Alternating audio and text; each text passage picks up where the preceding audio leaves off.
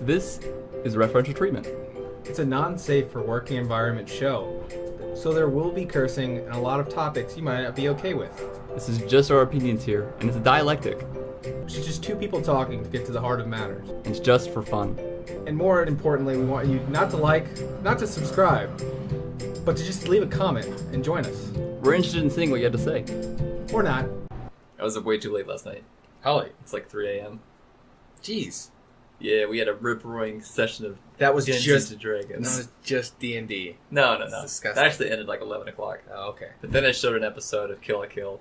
And then someone showed me a movie called Willow. And it's got Warwick Davis. He's the main character. He's Willow. And it's basically, imagine The Hobbit, but it's all about halflings. Okay. And it's just a cast of dwarfs. And it's kind of weird. The whole time I was too tired to like focus on it and get rid of what's going on. So just slipping in and out of consciousness, seeing slightly too small humans running around on screen, and it freaked me out a little bit. It's pretty great. It sounds insensitive. But When you said Willow, I was immediately thinking, I was like, oh, is this a movie about Will Smith's kid that we never hear about and is overshadowed by Jaden? when we looked up the movie, I looked up Willow, and everything that came up was Willow Smith. Oh, okay. So I had to put like Willow 1988 movie. I've heard some creepy things about Willow Smith. Is she creepy? Not, I don't know. I don't know Willow I mean, Smith. Jaden's weird in a way, so Yeah. makes sense. So it was like a photo collage, and it was like an open letter to Will Smith where someone's like, we're concerned for your kids because apparently you're not. And I think the article said she had a boyfriend when she was like 15 and they had already been like sexually involved or something like that. And it was just like a lack of parenting, but That's not uncommon, though. it's not uncommon. It's just it's also the photos were weird. Like you could tell it was taken with some artistic background. Whoever was taking the photos, it's more than just like a selfie or like an Instagram photo. It's just like you have a kid posing for these.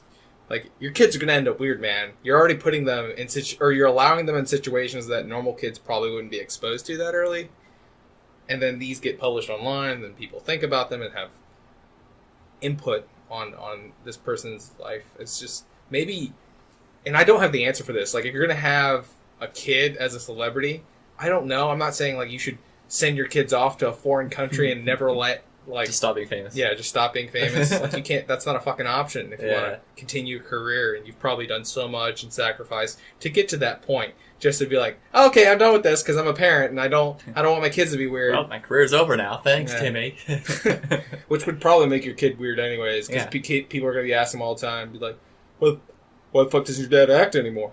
And so, like, Will Smith, who already seems to have the mind of an artist, as people call it, he already has kind of a different take on everything. Yeah. Of course his kid's going to be weird. He's weird. That's true. Have you seen the trailer for his, like, new, I don't know if it's a Netflix movie or Netflix series. What's it called? It looks bad. Bright. Bright? Bright. No. So it's a New York City cop, and played by Will Smith, and some weird shit pops off, and that like fantasy world becomes part of his world. It's not a Realm Reborn. Someone's been reading anime, but it's the worlds collide, and now he has like an orc as his partner, and it's like the bad cop trope of just like, I don't like you as a partner, and I'm sure by the end of it, it's like, you're okay, orc cop. He's a black cop in New York who's going to be racist against orcs. He's going to be profiling orcs, and I'm thinking, like, at what point are you just remaking iRobot with orcs? It sounds like iRobot plus Men in Black plus Power Man 5000. I don't know that last one. I thought that was a band. It is. Oh, okay. You said when worlds collide. Oh, god damn it. God damn it. How's the song go? I get them. It's pretty much just that over and over again. Yeah. Yep. Go. That's the song. I feel like everyone knows the melody of that song. No one knows the word but the chorus. Yeah, that's why. Absolutely. I think it's that guy or the Static X guy died like last year. Not the same guy? They're not the same band? Is this real life? I could be fooled. It's them and Combi Christ. It's all actual, just one band, and we don't know the difference. Comic Christ actually did a pretty good soundtrack for. They did an DMC. amazing soundtrack for DMC, and I know I was gonna say we're gonna like catch flack for that, but nobody listens to this, so. No, yeah, it's fine. And I'm tattooed for Devil May Cry, so. Yeah. Which, I will have to say it's a little lame, because why didn't you get the DMC, like the sword directly in your back, turns into angel wings? Also, is Nero's tattoo different? What? Yeah, in DMC he has a different tattoo. So it's on his back, it's a sword with a circle around it, and then the wings come off. Yes, we hate DMC. Yes. So no, I'm not gonna get a matching tattoo I know. of Dante. I'm No, God. I'm not gonna get a tattoo. Not all changes are It's good dumb. changes. Yeah. It's a stupid design for one. It's dumb that he's half angel. That's fucking dumb. All of it's dumb. Except for the I mean, combat. if he's gonna be a Nephilim, you can be half angel by the book. It's still. I get your reference. You give me that look. Like nothing I say will redeem this. Nope. Not that I'm trying to redeem DMC. It is terrible. Especially, I knew it was gonna be terrible It's the got minute. slurm in it, dog. Yeah, It's got slurm. yeah. I knew it was gonna be. That's a plot point. I knew it was gonna be terrible the second. He takes the wig off in the mirror house. He's like, not in a million fucking years. I'm like, Yeah. oh man. That was like a poke at people who are fans and upset that they changed its design. Yeah. Like, okay, that's kind of funny, I guess. People who don't play Devil May Cry are very upset with us right now. Get over it. We talk about a lot of stuff people don't get. That's fine. Go play Devil May Cry. Yeah. And then go play DMC. And then hate it like us. And when I say that, play Devil May Cry 1, Skip but 2. like, don't, like, it's gonna suck, it's gonna be hard, Yeah. but it's kind of fun. Skip 2, don't even look at it. Play 3 religiously. Why? The power bra is too much for you? First off, that's not a bra. Do you know what that is? What? That's his holsters. Yeah. That everyone just like thought it was a weird leather bra thing. No. Because the cover makes it look that way. Stupid. No, 2 is garbage. 3 is amazing. And 4 is really good. And then DMC happened. I like 4, but it's kind of confusing. What about it's confusing? It's so clear. It's just like, wait, why am I not Dante? Why am I the Dante? Because you're Virgil's illegitimate son. Virgil doesn't age. He's So dead. that- yeah, I'm just saying it was like Virgil doesn't age as a character, so him as like having a son who doesn't seem that old is also weird. But if They're half demons. Of course they're yeah, gonna age. they are half demons. Why would they age? I don't know. It's not really stated like how much time has gone I mean, like, since. Dante looks differently. Yeah, He looks like he's grown. he so just he just looks grown though. Like, does he Yeah. just stop there? I mean, the time between 3 and 4 is quite a bit, actually. Like, Yeah. he's like 3 is pretty much like late 20s, early 20s, I think, Mm-hmm. and then 4, I'd say he's late 20s, early 30s, and Nero's more so like 19, 20. Yeah. Okay. I'll buy it. Wait, they're twins though, Yeah. so that means Virgil would have to be 10 when he had. Well, he's not actually his son though. I think he's just like possessed by his like demon spirit. Essence Yeah. or whatever. Sure. It shouldn't make sense. Yeah, it doesn't. make Because sense. now I'm thinking, I was just like, what if they're not the son of Sparta? They're just possessed by the essence of Sparta, and they're just normal dudes. They're for sure the sons of Sparta. That one's guaranteed. But yeah, because that was the whole thing. They're like, Sparta loved a woman. But I Yeah. was like, who the fuck did Nero really love? Like, it's other than himself. Nero? Not Nero, sorry. Virgil. Sparta? Virgil. Virgil. Yeah, so for Virgil to have a kid, I was like, Well, that's why people say it's not necessarily like his kid, but Yeah. like maybe a clone or like a piece of it. clones like as a plot point are know. never good. It's never explained. It's never When has explained. clone as a plot point been good? I really can't think of an example. Yeah, some people are just like Arnold Schwarzenegger. I think it's a racer where he's like the clone, but that's still not a good movie. I've seen it. Yeah. Clones hasn't been a good thing, really. But he basically is like Virgil. Oh, Replacement. I shot myself in the foot. I know the answer to that question. What? Prestige. It's the only time clones are good. It's a clone. I thought it was his brother. What? I thought the Prestige was about the magician who uses his twin brother, who looks like him. He does, to do but tricks. by the end of it, it's explained we're ruining the Prestige for people. But that's a pretty old movie, so they had a time to see Batman versus Superman? Wolverine. What? Yeah, because one's Christian Bale, So at the time, Christian Bale was Batman. Yeah. Is And it Hugh the other Jackman? Hugh Jackman is the other Really? magician. So it's Batman versus Wolverine, Oh. and one of them sleeping with Scarlett Johansson. Is it Hugh Jackman? He's not that jacked at the time. Hugh Jackman. Yeah. I like Hugh Jackman a lot. I like him too. I liked him when I found out he had a normal wife that was actually kind of Yeah. homely. And I'm just Totally like, normal. yeah, he's a normal person, not And one he of was a these PE like. teacher. Yep. Yeah, that's right. There's that video. Yeah. Did you remember to bring your kit? Did you ever bring the kit? Something I don't like is little kids don't bring the kit.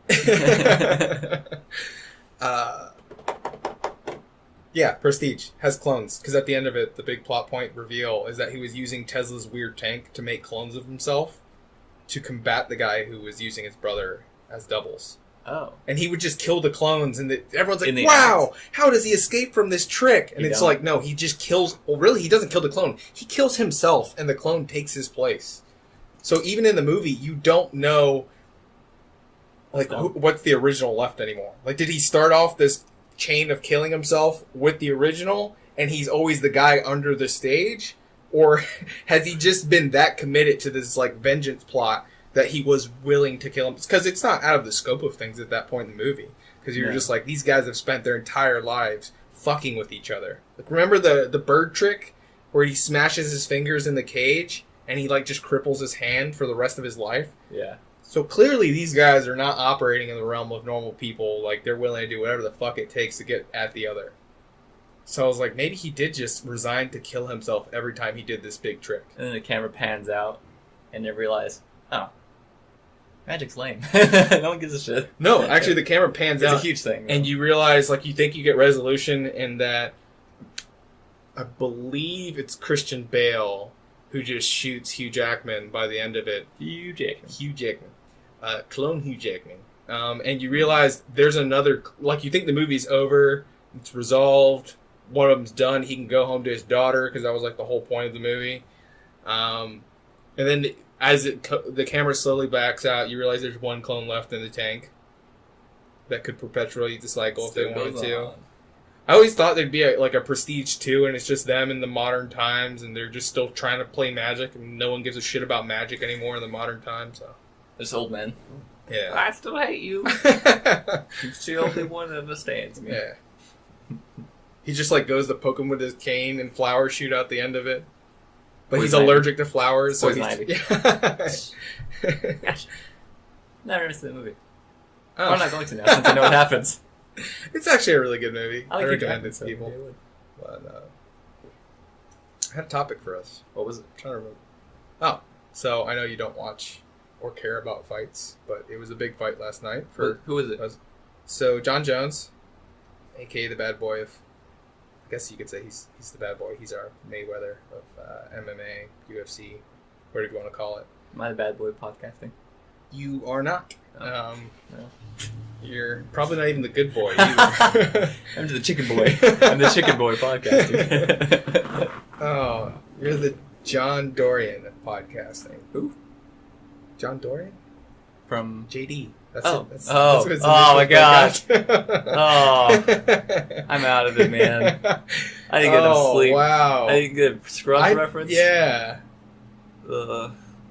I'm not in a good state. You just gotta go home and cry in front of a picture of Dr. Cox. I failed you! First failed recording because I can't remember the fucking Scrubs reference. So yeah. What did I start with? Yeah, that's appropriate, because you failed. Yeah, that's why I did it. So, it was John a big Jones. fight. John Jones. John Jones. And I'm assuming I'm going to have to catch you up to speed. And anyone who doesn't know who John Jones is, light heavyweight champion of the world, again. Wait, now. what? The world! No, light heavyweight champion? It's an oxymoron. I know. Am I a light heavyweight? You are not. You're just a lightweight. I'm a lightweight? Yeah. Because there's heavyweight, and that's like... They don't call it heavyweight. I'm just explaining it to you as the true heavyweight. Because that's just... I think it's 235 plus. It's just anyone above that. At that point, you're talking about really big fucking That's people. huge. Versus light heavyweight, I believe, is 195. So you're a big athlete, but you're not like...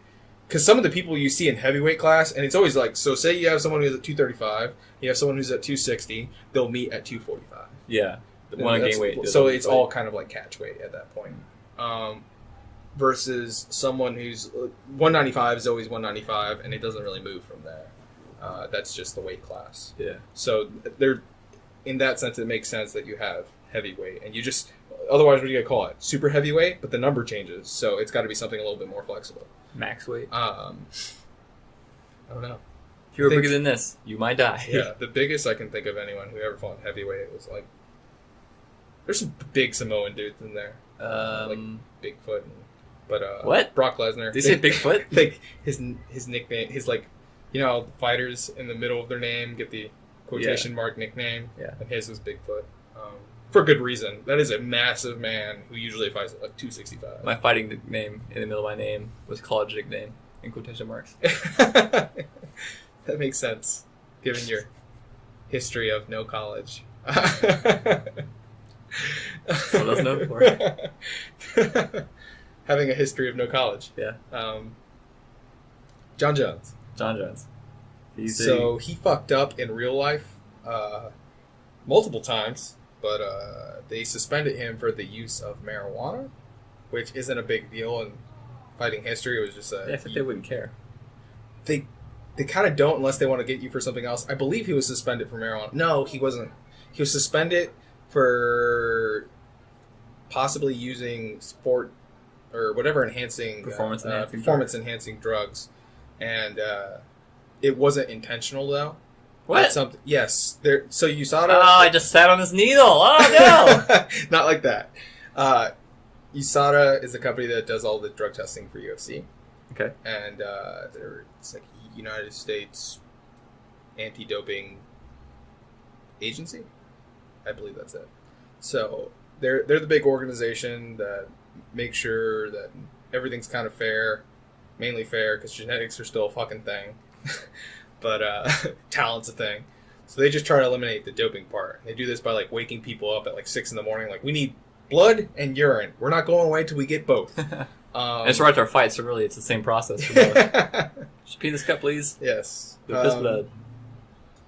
And he popped for like a small trace of something, and he's like, well, I'm not on anything. Seriously, I'm not on anything. I passed these other tests. Why would I pop? And he's kind of thrown for it, and they're like, well, we don't really believe you because some other stuff that has happened, which I'll get to. But it turns out he took a supplement that was perfectly okay to take by the ingredients and everything on the back. But the joke that people are like, Mexican supplements, because no joke, some of these things are made in shoddy laboratories where they'll like make a batch of something that is totally illegal for fighters to use, and then they'll use the same container, like not clean enough, and it can have a trace amount, and then cross-contaminate. So you can cross-contaminate and pop on a test, which is what the case was here. Because then he gave them, like, here's the list of everything, here's the actual cans of what I was taking, and they tested the thing that was supposed to be good, and that, sure enough, that had the trace substance of whatever made him pop. So he still had to have his suspension. I don't know if they give him the money back, too, because it was like a big fine. Some of these fines are crazy, and some of the suspensions are like 2 years. It depends what you were caught with. 2 years is enough to ruin a career. Really. His was several, I think it was like a year. It was many months. I remember that much. But that sucks. Yeah, so he lost his belt. So he was light heavyweight champion. But people were mad at him before because he got in a car accident with a woman that was pregnant, and he fled the scene. And, that's not a good idea. Well, he's had his chance to explain multiple times. He wasn't driving drunk or whatever. He had been drinking the night before, but then he slept on a buddy's couch to make sure he sobered up. Yeah. And he hydrated and everything, and he got in the car. He got in the accident, and he was just like shell-shocked and just freaked out, panicked, and ran. And he's apologized for it. He's like, I shouldn't have run. He like contacted the woman afterwards. I don't remember if they pressed charges or not. Yeah. But it's just the fact that it was a big like PR ruiner. Like he had a pregnant woman. That's almost as bad as it gets without killing her. Or like her losing the baby or anything like that. Yeah, I can understand panicking and stuff. Yeah, I mean, that's understandable. He had never been in like an accident or anything like that before, and it's literally out of nowhere. And, yeah. I don't remember whose fault it was for the collision, but it's the fact that he ran and people just like, oh, we hate him now. but he still was very talented and was able to persist. So now that I set the scene, and people Is have his this nickname- notion that he's like the bad boy of this, it's John Bones Jones. Oh, yeah, I've seen that guy. Okay, yeah. Why isn't it So- John Feet Jones? What? Did John Feet Jones. you say feet? Uh-huh. Because he kicks? No. Oh. Because he runs. Oh, man. That would have been a great slam when they were just like getting ready for the fight and doing PR rallies. But, no. Or someone could take it too far, like, you're called Bones because of the... So he had like a... when you kill a car accident. uh, Is it Baby Bones Jones? oh! And the hits keep on coming. So people have a pretty good notion for him, I guess, right now. Yeah. That's not that bad, really. Like, it's a dumb mistake. Yeah. You panic, but... Yeah, that wouldn't kill someone in my eyes. No, that's what I thought. Also, this is a really fucking young individual. I think he's like 25 or something. So It's super young. it's like, could you... Especially if that's like his first vehicle accident, and he has fame, which is something you and I can never understand. But it's just like, Speak for so yourself. many people... I'm famous. My mom knows my name. You know, my nickname in college was cross-contamination. What were you doing in college? No, didn't go. I like to think there was like a name committee, and this all happened because you gave them permission, or they're a naming club. That's their only. They had to have a club in college, and they're like, "Fine, we'll pick something stupid. We'll think of nicknames. That's what our club does." And If I ever then, go to college, I'll start that. yeah, College Name nicknames club. Oh man, and this all happened because you like gave them the authority to use you as a subject, so Yes. they just text you your nickname They every never day. moved beyond me, actually. Man, I made a better backstory for you than your actual life. You're welcome. So who did Joe Johnson fight? John Bones Jones. You're just gonna keep murdering the name. I can't remember his name. That's John Jones. It's pretty John simple. Bones Jones. It's two first names that are very common. That's why I can't remember it. Anyways, he had his fight against Daniel Cormier, who was another prominent fighter. He was a current champion. What's his nickname? DC. Everyone just calls him DC. He has... I think he does have another nickname, but for the most part, we'll just call him DC. Really big, stout black guy. Like, he looks kind of fat in the midsection, but he's totally got muscles on the other half, too. It depends when you catch him. But he's a big dude, What time of day you catch him? essentially. 7 a.m. He's ripped. He hardcore cried after losing. So, yeah. Huh. And that was just... A lot of people got upset even at Joe Rogan. They're like, why did you interview him right there? And Joe, like, had to apologize. Wait, why did Joe Rogan have to apologize? Because it's something that he said before. He doesn't like interviewing people right after they've, like, been concussed or knocked out. They're not in the correct state of mind or whatever. And he was just a natural... But that's his job also. People typically want to see that. And it's something that he said he doesn't like doing. But it was a big, shocking moment. I mean, for him to get kicked in the third round in this fight everyone's been waiting for, all the press releases in the meantime, they've been talking shit to each other. John Jones had like class A shit talking when he was just like, last time I beat you, because this is a rematch, last time I beat you I did a weekend of cocaine. He's like, this time I'm sober, so what do you think's gonna happen? And He just squawked in that moment and drug tested again. No! well, no, that's part of what added to his whole like bad boy reputation. He had a reputation of partying hardcore, not even training, and Before like fight. half-ants doing his camp. But he's so talented, young, and just athletically gifted. Yeah. He was able to win anyways, pull some crazy shit off, and that's why he's earned his reputation. That's why he was able to win last night. He's gonna continue winning probably for a long time before he retires. I don't think he's gonna go. He's never gonna lose again. Everyone has their day, but he's probably gonna have a pretty mean streak for a while. I don't like that, though. Like, someone who is insanely talented and gifted.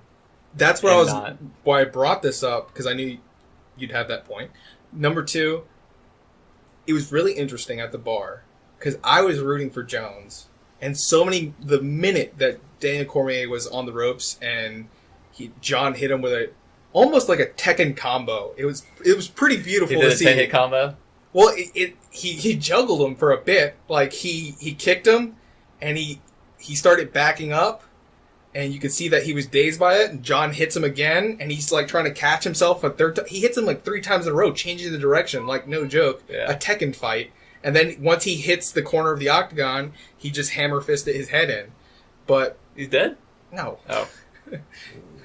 Hammer fisting has to do with like the angle of striking and how you hold your fist. It's this part of the hand which they can't see, but for your explanation. Wouldn't that make the bottom of your hand? It's that motion that you swing a hammer in, just bouncing over and over again instead of a direct punch down. Why'd you do that? It depends on, like, if I'm standing to the side of you and you're laying on the floor, I might not have enough time to reorient myself and punch directly down. Also, It's just, you're creating momentum with that method of striking. You can, like, if you make your elbow, like, elastic for a couple seconds and just swing your hand down as hard as you can, it's a serious strike. Yeah. So, yeah, that's how the fight ended. But everyone cheered like rabid animals the second that we knew Jones had him on the ropes. Because my reason for wanting John Jones to win is so I could know the universe still works and that you could be a shitty person and you could not be that villain. White knight. Not necessarily I'm not ragging on John Jones, but that was like the perception people had going into this, that John's... Yeah, that Daniel Cormier needs to win because he's a decent person, or people thought he was a better person than John, and because of John's lack of moral fiber, there's no way he would be able to skate by on talent and just gifted ability. That's not how the universe works. It should be about effort. It should be about effort and heart and just everything you see in Rocky movies. Let's do it, yeah. And that's not Rocky. What it was. You're like, nope. Sometimes talent just wins again. The universe is unfair like that. And it was a big deal to a lot of people. And I don't know why everyone else was rooting, but I like to imagine it was that. Like, yeah! I'm an asshole too! Yeah, I can still be an asshole and win! That's all this needed to tell me! Huh. I say I don't like that. Like the asshole heel character. Yeah. But I'm the same way, I think. I think I like skate by on... Like, I think of it also as a redemption story. And like, what, me? No. Oh, for John Jones. John Jones. Bones. You're never going to get that. He's a redemption story? It might be. I mean, because he tried... Shit, isn't he? No. maybe. Well, the whole thing at the end of the fight, Cormier is, like, bawling. And John Jones is just, like, got down in, like, a ball prayer position, and he was, like, crying a little bit, and then he, like, got up, and he seemed like he was trying to come from a genuine place, but that's the whole thing. He has one of those cadence of speaking and voices. You can't really tell if he's being fake or not. Yeah, you can't tell if he's being genuine, if he's being fake. Is it a stage? Is he saying the right thing because he knows the right thing to say? And you can just try to read into his tent, but you're not going to fucking know at the end of the day. Yeah. But he just said, he thanked Daniel Cormier. He's like, I want to thank him for being the best rival I've ever had and pushing me to his point. That's nice. He's just glad to be on top. And he said good things about DC. And he went over and actually, he shook all of his coaches' hands. He tried hugging DC, but Daniel Cormier just kept crying and, like, in the arms of one of his trainers / friends and couldn't even look at him. But it's a big deal. He probably feels like he let everyone down, that they wanted him to beat Jones so that they could know good people will persist over bad people if that's how you're looking at this. Maybe he took it to like a higher level though. Like he did. If Bones thought of it that way and saw that was what was happening, and he like chose to. Bones probably just saw like he wanted his belt back though. Yeah. Like it was probably much simpler. But I mean, if you really want it simple, it's just a fucking fight between two professional fighters. It's not about good and evil, bad. We haven't even approached like the whole money point or any of that. But some of it's pride, some of it is. But also, DC's worked really hard to get to the point to be the champion. He was defending champion for. I think he beat 3 other people defending his own title. So, I mean, he obviously wanted to stay on top. No one wants to lose. That's not how you end up King of the Hill. Like, oh man, I really don't want this. They just like you Jackie Chan your way out of every fight. Just. I don't want no twabble, and you end up getting the belt over and over again. Fighting with the belt. Jackie, no, you can't do that. It's like punching him with Dana White's hands using the referee. I don't want no twabble. He like trips the. That's it. Trips the ref into them. Jackie Chan, new light heavyweight champion of the world. I'd watch that fight. Old man, not trying to fight at all. He got a new movie coming out. Jackie Chan? Yeah, you see the trailer? It's The Foreigner. Yeah. Of all names. The dude's been so big in America and China this whole time. Like, he should have dual citizenship. Yeah, he should. Automatically. That's interesting, though. Like, so the thing about it is, too, all that stuff, all that story basically added to that fight it's just that. It's added to it. Yeah. If you boil it down, it's just two guys punching each other until one wins. I'm cool with that. Yeah, me too. Like, if I went to the grocery store and I saw that, like, I'm cool with that, and I grabbed my eggs. Yeah. It's just like wrestling, like the face and the heel thing. Like, there's no actual bad guy or good guy. Yeah. It's just they're doing themselves. Part of it's just promotion. Yeah, that's all it is. It's about money. I guess, but also fighters have to have motives for whatever they're doing. Otherwise, Well, yeah, something had to push them to work as hard as they did to get where they are. I question, like, how could you even get to a high level of it at that point if it was just the money? Yeah, like I could be an amazingly gifted, talented fighter, and then never know it because I don't fight. Well, there was one fighter recently. I can't think of it. He's just like, I'm retiring really early. I lackadaisically watch UFC. It's not like the biggest thing in my life. I don't keep up on everyone's lives and these numbers. Like, I'll get reacquainted. There are some fighters I do follow. Yeah. But I'm not one of those guys like, I know everyone's name. I know everyone's stats. I remember when they fought this person. I'm just like, if it's on, I'll totally watch it. And if it's like a big fight and it gets hyped, or there is a narrative there outside of like the whole press release thing, I'll definitely attend that day. Yeah. But it's not a hardcore fandom for me. So yeah, it was an interesting moment, and I got the answer I needed. I'm like, great, I can continue being a shitty person, and maybe my given abilities will carry me through this. But only if you're a nice guy at the end. If you're like, I won. Yeah. Thank you, everybody. Yeah. That is the redemption story. I have to feign humility at the end of all of my victories. That's not a redemption story. It's a feigning story. Yes. It's like you're a bigger prick than we even thought. Yes. The important thing is that I still maintain my high horse, and I will continue to save people, only for them to tell me how much of a white knight I am. You belong on the internet. No, I'm a terrible person on the internet. Even then. Really? Do you comment? I don't comment.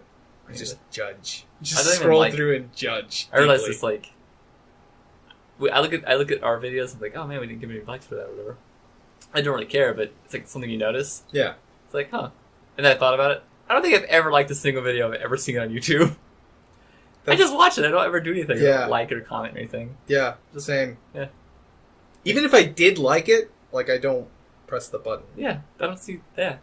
I've never disliked anything. I hate so many videos I watch at the end of it. And like, what's the point of liking or disliking shit? It's just metrics. And then eventually, I guess if you have enough of it, they'll give you money. Because remember, they have, like, the golden play buttons, platinum play, that people just...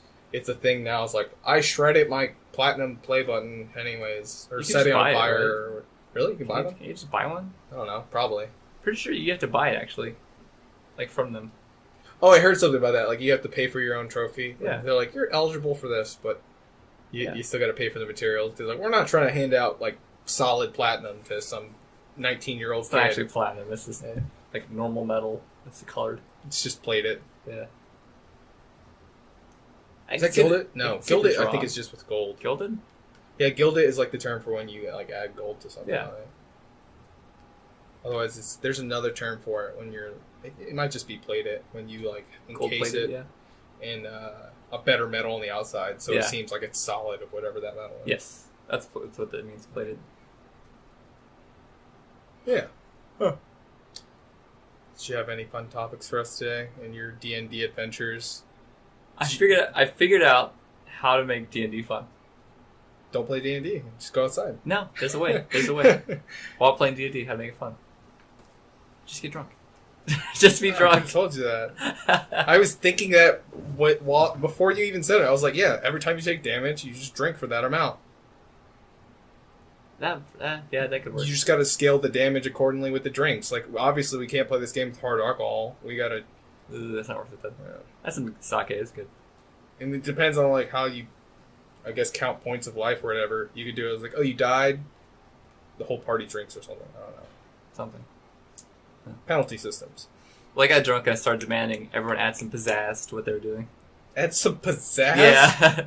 They it's would like do stuff. Fireball, but I also throw in a hand of glitter. I I'd be satisfied with that. Yeah.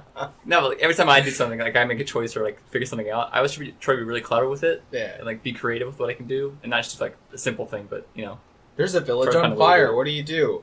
I conjure an ice cube on rollerblades heading down the hill towards the village. It's like, Something well, that's like that. stupid. It just melts the ice cube and you get wet rollerblades. Yeah. So I'll give you an example. Okay. And it's gonna sound fucking lame as shit, but Well, this is a D&D conversation, it's so it's already lame as shit. Yeah. So we were in a town, and a big ass orc thing threw a caber, which is just like a giant spear thing, basically. A what? A caber. It's like a giant spear. Okay. Into a guard. I thought you said a caper. Like he just A kookaburra. Threw a kookaburra into a guard. It's a caber, so it's a giant spear into a guard, like right in her shoulder, and she like went down, of course. And a fight broke out. And when it got to my turn to take my action, I'm playing as a druid, and that gets like animal spirits and stuff that help in certain ways. I'm aware of what druids are. Okay. Well, I mean, there's different types, Yeah. but just to be specific, it makes sense. And my character is a 5'4", 118-pound girl.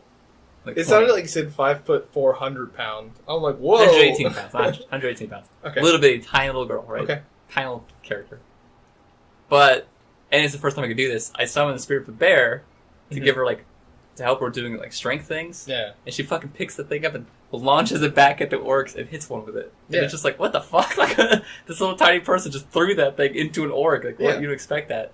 Whereas, like, I could have just done, like, the same old, like, fireball, like, dumb shit like that. Yeah. But, like, that's boring to me. I don't want to do that. I want to be creative and, like, what can I do to make this fun? Yeah. And usually the other guys kind of just do, like, normal stuff, Like, I'll take a swing with my glaive. Yeah. So I got drunk and I was like, add some fucking pizzazz. Entertain me.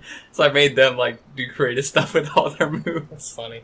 It ended up being just this weird, like, the weirdest fights ever. But yeah, I don't Throw a banana at her. I don't have a banana. Yeah. I summon a banana. Yeah, I'll grow a banana. Just throw it. Eat this quickly. Throw the peel. What? Yeah, I know. I try to have fun with it like that. Because Yeah. otherwise it's just like a weird, like...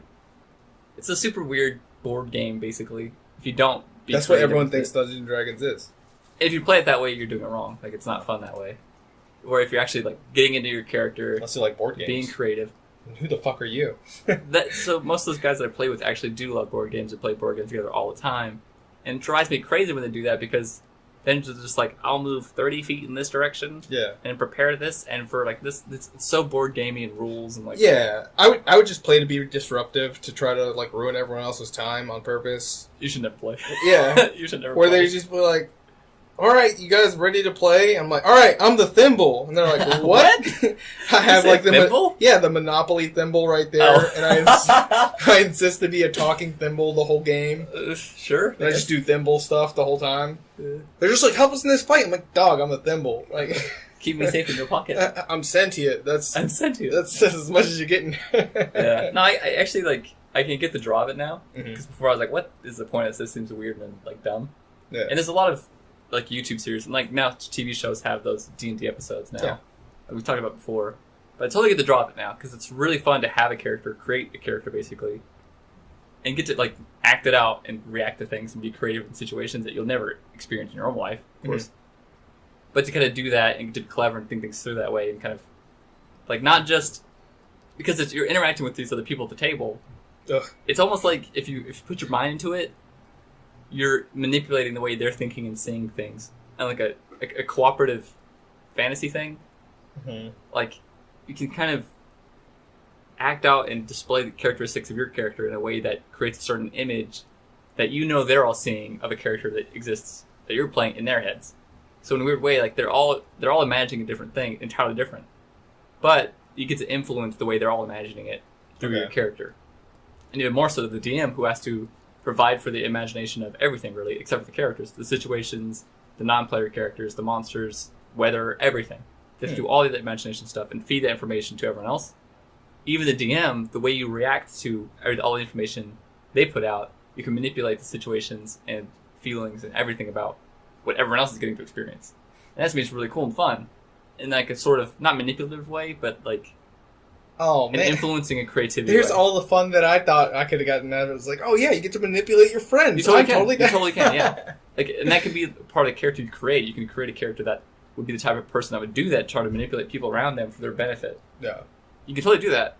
And like that, if you're the type of person that finds that fun or like finds the idea that intriguing, Yeah. both inside the game of these characters doing this and outside the game of influencing the people around you to think a certain way about things, like absolutely, you would have a great time then if you find that niche for you, and you find a way to express that without being disruptive, like you just mentioned. Like, Yeah. I don't want to disrupt it because that would be fun for me, but actually, it's a lot more fun if you can express those interesting ideas and characteristics you want to express without being disruptive. Yeah. So you can all get through it together, and like, it's just as fun when you have someone else playing with you that has that very specific characteristic they want to express, right? But if you make it a point of your character to, stop everyone else, stop the expression, stop the experience of everyone else, stop everyone else from having fun, you never get to experience what they're trying to deliver to you. So it's like a mutual agreement, basically, of like, I'm going to be creative and put a lot of thought in this and like help you discover it, the character I've created, while at the same time getting to discover what you're doing and who your character is and how they react to situations. And you're all kind of manipulating each other in this experience thing. It's really weird. I was thinking of like what would be the most fucked up way to mess with someone the whole time, and you're just like, I conjure an illusion, but you don't say on who, and then you like roll for it and it happens, and then you just make one of your friends like make out with an orc. It's just like, I break the illusion. Oh, dude, you're totally gay. Added to his character sheet is gay. Is gay. Now that's like, so we've all made the agreement actually to not do stuff like that because it takes away like a basic rule concept of the game is to never take away another player's free will basically, Okay. like their agency. Even the DM shouldn't ever do it. Yeah. Another player should never do it. Like there is systems in the game where you can convince someone or like persuade someone towards something, right? And it's all based off how well you roll and how your stats are and all that stuff. But even then, like even if you have great stats, great roll, then this is up to the DM how they want to play it. But ours, like even if you roll as best as possible and you max out your stats for that purpose, it doesn't matter because that person like either like you want to know something. Well, if they don't know that already, no matter how much you try to persuade them, they don't have anything to give you. Yeah. Or they've already told you everything they're going to say. You can't persuade them to tell you more because they've already made that decision. Mm-hmm. There's no leniency there, right? So if you're in your head already 100% decided for something, no matter how someone persuades you, like you're not going to budge because there's no room for budging. Yeah. If that makes sense. And then some people kind of play it more, like they wing it more than that. They'll allow players to kind of fuck with each other, but more often than not, like these things go on for so long already, like 5-hour sessions, that you do not want an hour of just two people fucking with each other while everyone else is sitting there like, can we move on? Can we get going with something? Like, this is fucking boring as shit. And it's disruptive. Like, we're not moving forward in a story that we're trying to experience. We're just stuck in this spot because you two are bickering. Yeah. And it's actually a huge problem we had, like, people bickering? For a while. Absolutely, yeah. And still, like, they don't operate as, like, a group or a team yet at all. It's kind of, like, annoys me because the game's much more fun when you get to be creative as a group. Yeah. And kind of help each other and use each other's abilities, not just when you own. all stay friends, not just a party of assholes who happen to be stuck with each other. Yeah, absolutely. Right now we're a party of assholes, which can be done well.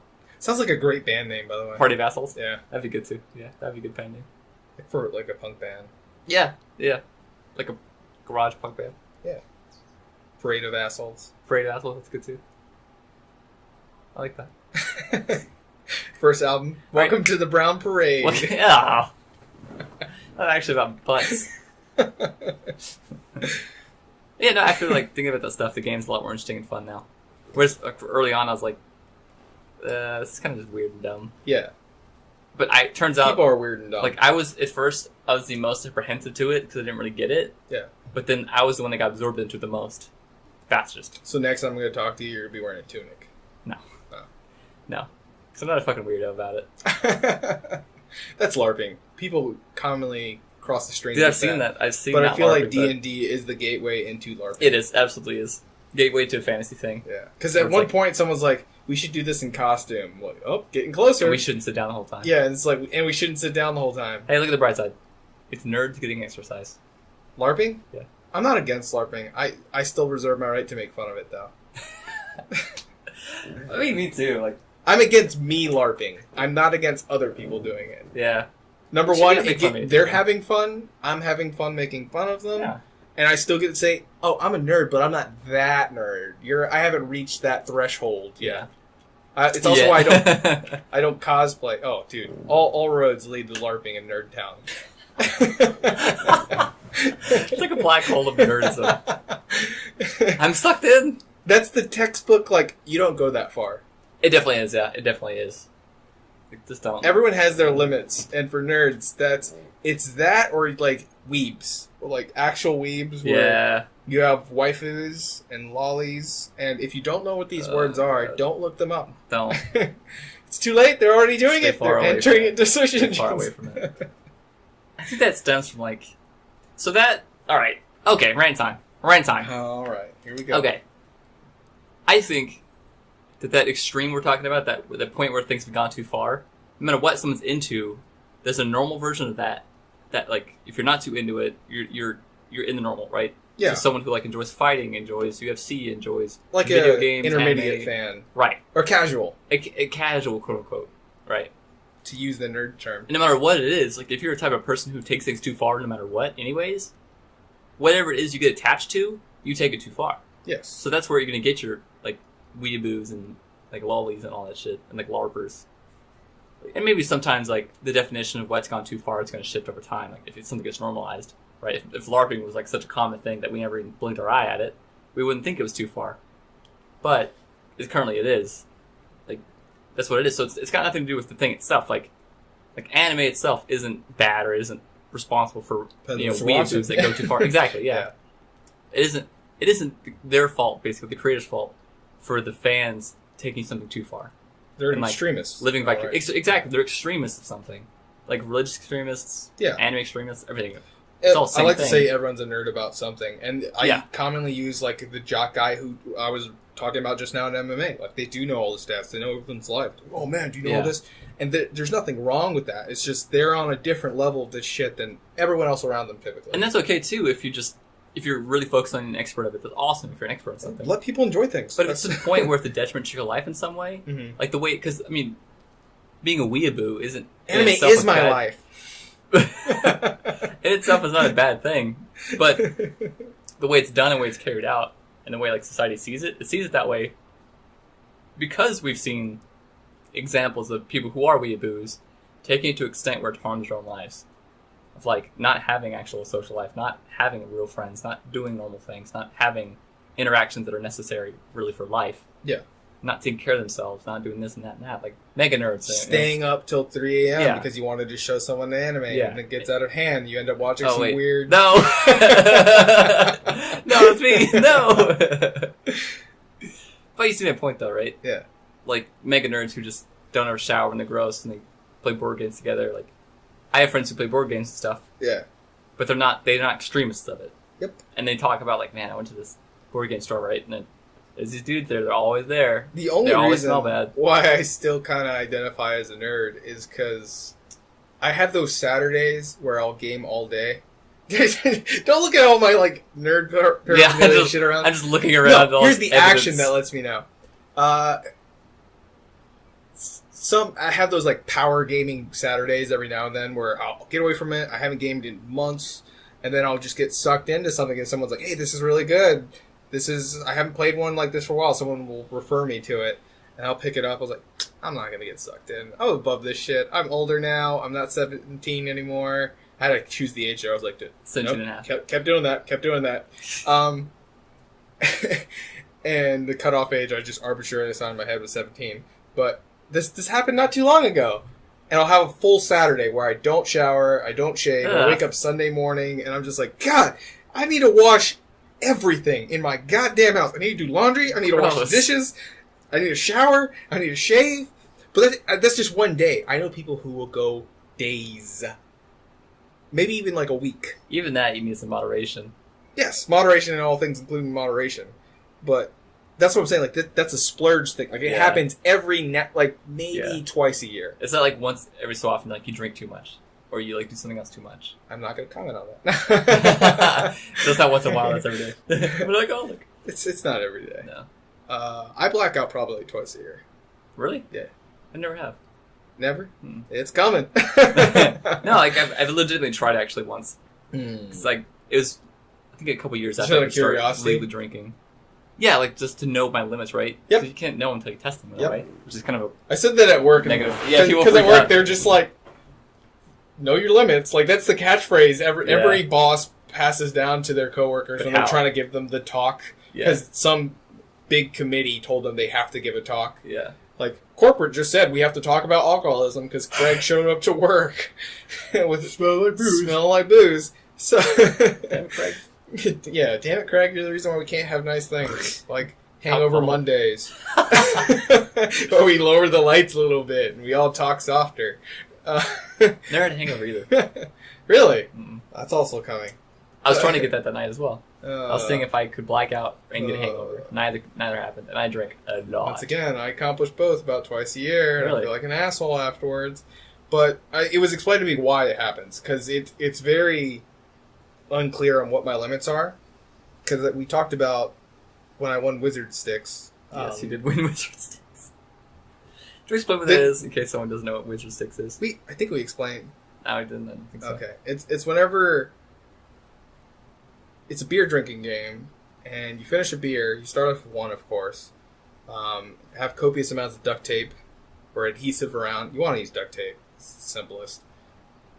What you get your next beer, and then you tape that to the original beer, building upwards. Obviously, you can't build downwards and still drink the second beer without cutting it.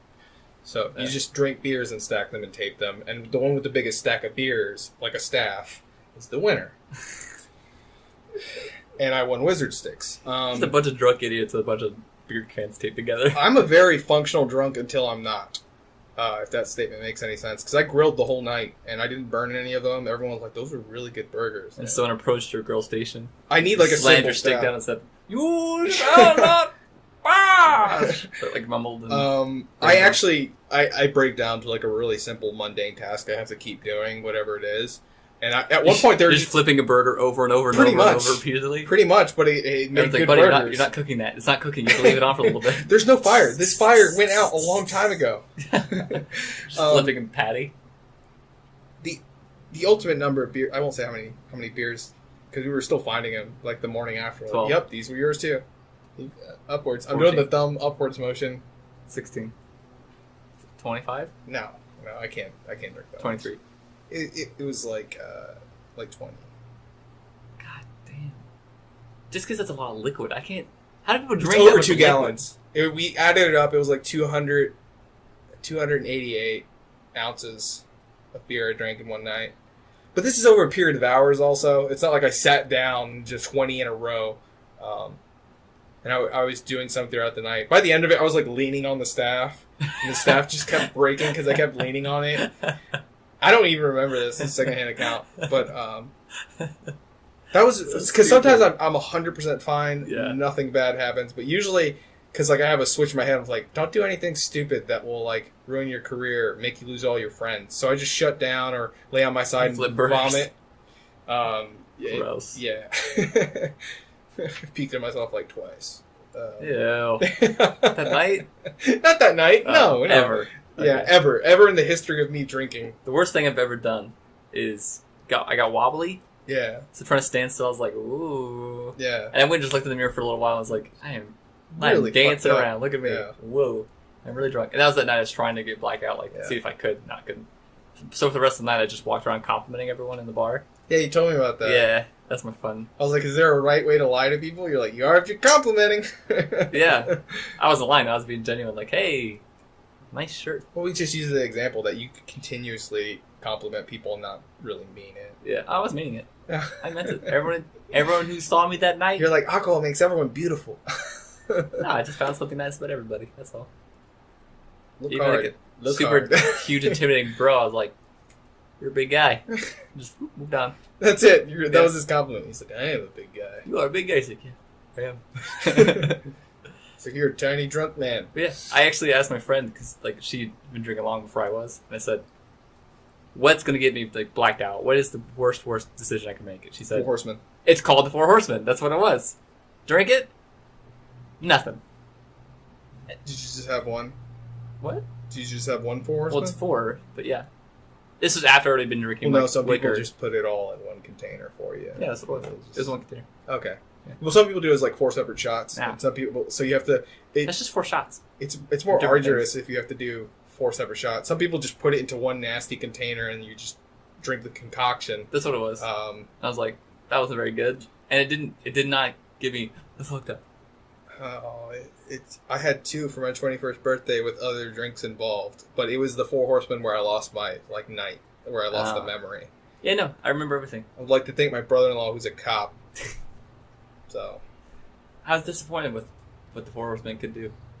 You got to give more than one ride. That's the whole thing. It's not I already been drinking itself. a ton of liquor before then, and I do this thing when I get really drunk. Yeah. Is I want everyone else's drinks. Yeah. So I'll drink my own. Like, what's that? And I go, oh, it's this. Can I try it? Sure. And then drink it, and then keep drinking it. Well, it's also no, stop it. Like how I started this explanation on how it's explained to me. It's if you've never blacked out, you're less likely to than anyone else who has. Yeah. Because blacking out is your brain saying, you do this too often, your tolerance is too high, so I'm going to go ahead and shut things off for you. Your mind just stops, that part of your brain that records shit, that ends. So you're still technically conscious. Yeah. And cognizant and walking around and everything. Or, you're not cognizant, but you are active. And you're not recording any of this. I've been so playing you're just people who are blacked raw out. fucking intuition and instinct and carnal ideas and stupid ideas. Yeah. I've been playing people in that scenario. In that state or whatever. And we all inevitably had friends we had to drunk watch and they were in that mode. It was never my friends. But my friends and I, every single time we went out together, we had to help someone in that state. Okay. We had to get them out, get them a cab and get them home. And that's the every notorious drunk where they're just this person has lost all reason. They're in a state of, they're blacked out. Yeah. So essentially unconscious. But that's happened so many times. Every time we go out, we get that. No, yeah, it's only happened to me twice. And the first time, pretty bad. Second time was my buddy's wedding, and that didn't end bad. Well, it's happened to me more than twice. The wedding or you? Both. Okay. I told him, I was like, you had one of the loveliest weddings I've ever seen. I don't remember your reception at all. I remember sitting down, and that's it. It's kind of funny to get drunk like that. Then I got to see all the pictures in the morning, this is you. This is the moment where your pupils closed out. This is the moment where you were vomiting in a trash bag in the back of a Ford Focus while we take you back to your hotel room. I'm just Never vomited. Oh, man. I am well practiced. Really? But also, it just takes an insane amount to get me to that point, because I'm a decent-sized guy. And usually whenever I get to that point, though, where I'm noticing a large uptake in the alcohol amount, I just stop cold turkey for a while. Yeah. And it's not like, oh man, I'm going to become an alcoholic. That's never the notion. I'm just like, this is getting too expensive. People are starting to notice. Let me just chill out for a while, lay low, let my tolerance get back down, and then I could get drunk off one beer in 2 months or something. Really? Yeah. I used to donate blood in college so I can get drunk off 1 beer. Because it was cheaper. Just your bloodletting to get that drunk? Well, the nurses would see me there all the time. She's like, you're a really good person. I'm like, I'm right. I'm really not. I have no idea why I do this. Send me out, doctor. Yeah. As thin as you can get it. Oh my gosh. You want platelets? I'll give you fucking platelets too. That's really bad. I mean, it's economic. It's economical. Yeah. And they even tell you, don't drink for this many hours. You're like, huh? That's my time limit. But I wouldn't do it to the point where I was pissed drunk. I would just take 1 beer and then I was like, I'm good. Good for the whole night. Being drunk's kind of great. Minimize the damage to my liver, actually. If I could do that every time, I would. Just be drunk all the time. Yeah.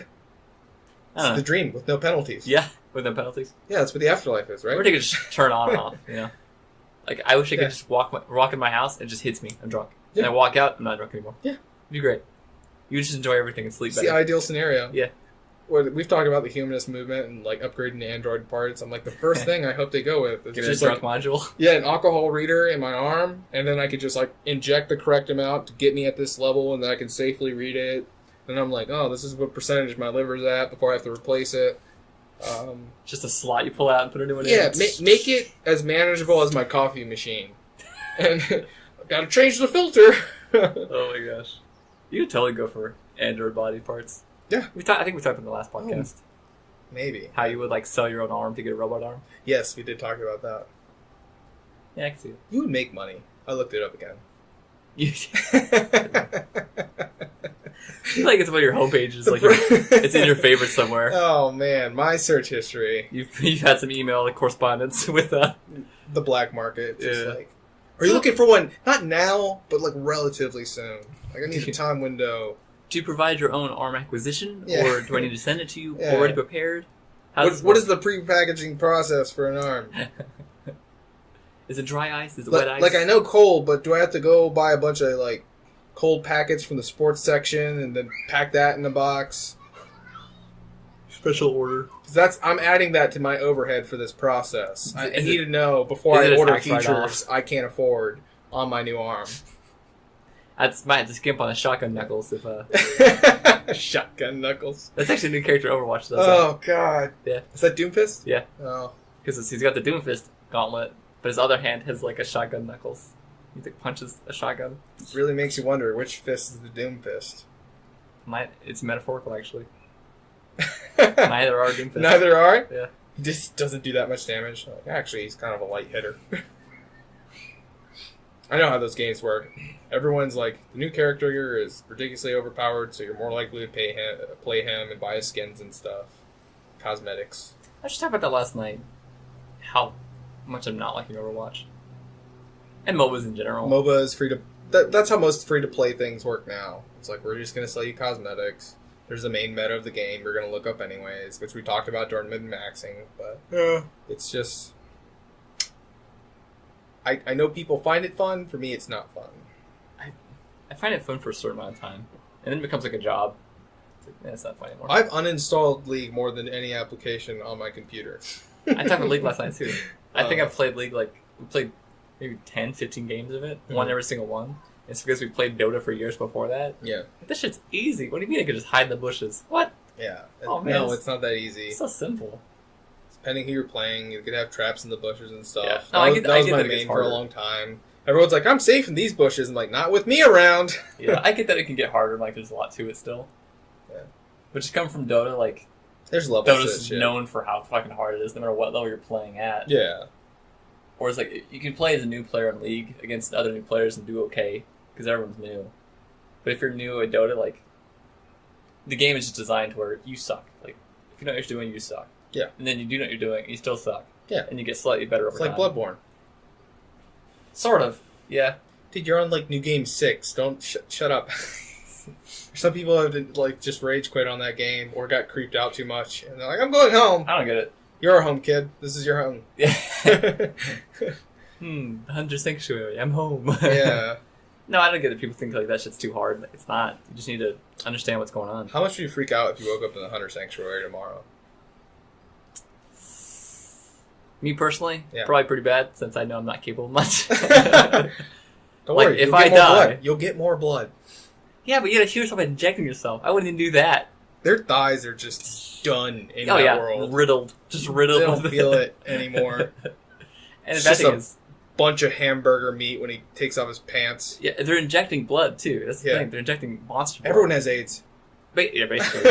I mean, the monster disease basically is a disease like that. Yeah, dude. It's blood-borne. It's carried in blood. Yeah. That's when you become... What do they use for their, like, hollow? Like, what do they call the people who are too far gone? Oh, they just say monsters? Beasts? Yeah. Beast. Yeah. That's right, because beast, they're like Beast Fist, Beast Roar. Yeah. The name of all those names. Yeah. Yeah, so becoming a beast is just someone with AIDS. In essence, yeah. New Game 7 is just you play in Africa. God. It's where the most beasts are. You mean AIDS? I meant wild animals. Jesus, you talking about people? Asshole. I'm the asshole. Who has more wildlife than Africa? They got lions and zebras and shit. That's what I was talking about. I'll give you, it is a giant continent. Yeah. Giant continent, relatively a lot of people, relatively a lot of animals that can kill you. Miyazaki's just writing shit down right now. He's like, man, level in Africa. That's actually kind of cool. Like a safari game? The whole game's a fucking safari? Spoiler alert, the boss is a lion. Like the last boss is probably a lion. Touche. Might not be a great setting. Yeah. I can already name like all the animals that would use for bosses. Giraffe. There's going to be a zebra in there. There's going to be a big anaconda. Pretty much all Apes. of... Huh? Apes. Apes are just like your normal enemy. Probably they're going to start off with like monkeys, and then they'll work their way up. Dude. And then a final like silverback It already exists. Does it? Apescape. It's the Bloodborne of puzzle games. When we were waiting for our DM to arrive yesterday, I was playing Tetris. Yeah. It was me and like 5 dudes, and I was playing Tetris. And you know, Tetris sounds like it'd be boring to watch and shitty. That's the only story I ever heard. It was me and 5 dudes. Me and 5 dudes watching Tetris. Yeah. They were watching me play Tetris, and I was playing for about 20 minutes straight, and they got so engrossed in my Tetris performance. Like, they were freaking out, like, how close it would get sometimes. Like, they think I'm screwed, and I bring it around, like, I keep going. It was weird, because they were, like, literally yelling, like, ah! And I started thinking, like, what if someone's walking by, and they, like, man, something crazy's going on there. Like, nope, just Tetris. Just watching people play Tetris. Tetris is the best game ever made. Ever? It's simple. It's one of those games, like, show not tell is very evident. You don't need a deep tutorial or explanation of how to play. Yeah. How to be good at it, it's a different thing. How to play Tetris, very simple. Like Pac-Man. That's another example where everything you need to know, you learn in a couple seconds. Yeah. And it's just a more elaborate version of that as it goes on. And it's very intuitive. Well, that's what... So, my buddy's son said about the same thing. It got kind of quiet when he said... Because we were talking about Bloodborne, he said, Bloodborne... It's just a real elaborate Tetris mod. How so? Like, circling each other? He was joking that, like, video games just say essentially the same thing. They just got more and more complex over time. Where it's like there's some goal you're trying to accomplish and continue. You can say that about absolutely everything. Basically, That's a vague statement. It was a funnier statement in this scenario. Okay. Didn't make for a good story. Fuck, I'm so out of it. Maybe you've never blacked out before, but this is probably as bad as you can get. Basically, yeah. Sleepy. Is he okay? He's just pretty sleepy right now. He's real nerded out right now. He you really took it out of him. He had a big sleepover last night. Way too much sugar. The kids couldn't go to bed. I am that kid. Except that's sake, not sugar. Oh. Really? Sake does that to you? What? I thought you were saying... Get me drunk? No, it keeps you up all night. Being drunk keeps me up, yeah. Mm. You're like, it's my body just trying to stay alive and combat the alcohol about to hit my liver. Yeah. Such a small liver. Yeah. Like, no! I really would like to see, like, my if liver? we could die. Essentially, yes, this is where this is going. Not yours. Yours versus mine. Like, if we could die, be over our bodies, and then they, like, weigh our organs against each other. Like, what? No way his stomach's bigger than mine. And mine's pretty small. It's like your two fists, right? It's definitely small. And it gets bigger? You amaze me on how much you can not eat and continue to function. Like, yeah, that's enough. I'm like, he took 3 bites of his sandwich. You're like holding it, and you're like, I'm done with this. I just get tired of eating at some point. I just don't want to keep eating. It takes so much time. Oh. I think I hit a mental wall where it's like, this is delicious. And then I hit that point where I know I'm done. Yeah. And if I take another bite, it's disgusting. The texture of it, the taste of it, flavor, everything. Disgusting. I just get gagged and want to throw up. It's gross. And you can start that idea off where it's like, yeah, this food is fine. And you're like, oh no, I'm sick of it within the same... Literally sick of it. Yeah. That's impressive. I don't know. Like, I ate half of that sandwich right there. You've evolved to not intake too much food. Yeah, in essence, yeah. Yeah. Because my dad, I think, maybe it's my dad, he always eats until he's full. So he doesn't stop until he's full. Okay. And to me, that's gross because it's not necessary. You don't need to be full. Ever. Very true. Like, you just eat a meal and it's done. Whatever a meal is consistent of, like how much ever you feel like you need at the time, that's all you need. Don't eat till you're full. It's a gross feeling. It's I awful. eat past being full. That's worse. How do you do Definitely. that? How do you do that? I also don't really even chew my food. I just bite it and swallow it immediately. It's like a boa constrictor thing. And Do you squeeze it first? Like a sandwich? Oh, great. Like a tube? Everything's Go-Gurt in my mind. I don't know what's going on. Oh, man. Eating hot steak is really hard. Thanks, man. You gotta punching it, squishing it. Wring out the steak bringing first. it. Pull the strips off and like smaller bits and just throwing it in. Oh. It's essentially, that's how I eat fish. That's fish? Yeah, like if it's still on the bone and everything. No, sushi's already done for you. Someone already squeezed it and rolled it. You must love sushi. Well, it's awesome food. No, I just get through the meal as fast as I look at it as like macronutrients. I'm like, I need these to grow. Like that's how it works in my mind. I'm the opposite. I think I need these to not die. Yeah. Minimalist. Yeah. I'm a minimalist with food. I just want to eat. Like, it takes too long. It's not. I get no joy out of it. Like I don't enjoy eating. If it tastes really good, zero like, mouth pleasure. Live without it's it. Not a thing for you. Like, I can enjoy it. Like, I know something's delicious. Like, oh, it's really well made. It's a great steak or something. You were cursed. Food just turns to, like, literal ash in your mouth. Yeah, I would be less disappointed, actually, if that was the case. Because then I can just eat super healthy stuff and just, it's done. It's still gonna taste like ash, whatever that tastes like. Like, if I had to get rid of scents, I would get rid of taste, just without even a thought. Yeah, it's pretty good. Like, you have to sacrifice the taste. I wasn't gonna say taste. You wouldn't know when something's spoiled, though. You're just gonna, like, vomit or be on the toilet later. I already do that. I already do that because I never cook or eat. And I get to the point where it's like, I have to eat something. So I look at my fridge, like, when did I last go to the store? Like 2 weeks ago. This steak, it's been frozen, so maybe it's still good. And I cook it, and then it tastes like beef jerky. And it's like stretchy. It's like, ooh. And I eat half of it, and I go, yeah, I'm sick. And I throw it away, and then I just wait it out. That's fucking terrible. I don't like, yeah. I tried eating a peach yesterday. That was super old, apparently. Didn't know peaches go bad. How would that not be like apparent on the outside? But it's fuzzy. That stays the same. I don't eat fruit. I wouldn't know. Oh. We talked about this. Not on here, but at work. You don't eat. And our other coworkers like, we're gonna have a day where we all bring in different fruit and we're gonna eat them all. I'm like, no, you guys will eat them all. I just stated I don't eat fruit. Why would I partake in that day? Food? You know how you get tired of food and you're just like, I just don't need this? Yeah. That's how I feel about all fruit. I was like, this could just be meat, bread, dairy. All the other stuff. No, that's it. That's really all I eat. Meat, bread, and dairy? Yeah. Sounds like a terrible diet. No, it's actually pretty good. Is it? Yeah, because I just need protein and carbs essentially to keep functioning. And someone's like, what about vitamins? I was like, well, I do throw vegetables in there of varying assortment. And I could also take vitamins, which to me, I'd rather eat vitamins than, like, I don't know, a fucking strawberry. Vitamins to me is a half answer. I want to just, like, not just vitamins, but all nutrients. Give me in a pill form, and then be done with it. I'm down. Like, calories, nutrients, vitamins, all of it. Like, if you can get my ideal diet down to one single pill, and I just gotta take that pill, and I still have to deal with hunger, I'm still doing that. I would totally do it, too. Because it's like, I eat one apple, I'm good for the day. Yeah. Hunger-wise. Like, I don't really feel hungry until... People who do, like, shake diets, that's essentially what they're doing. Yeah, meal replacements. So you're not supposed to replace all your meals. I totally would, though.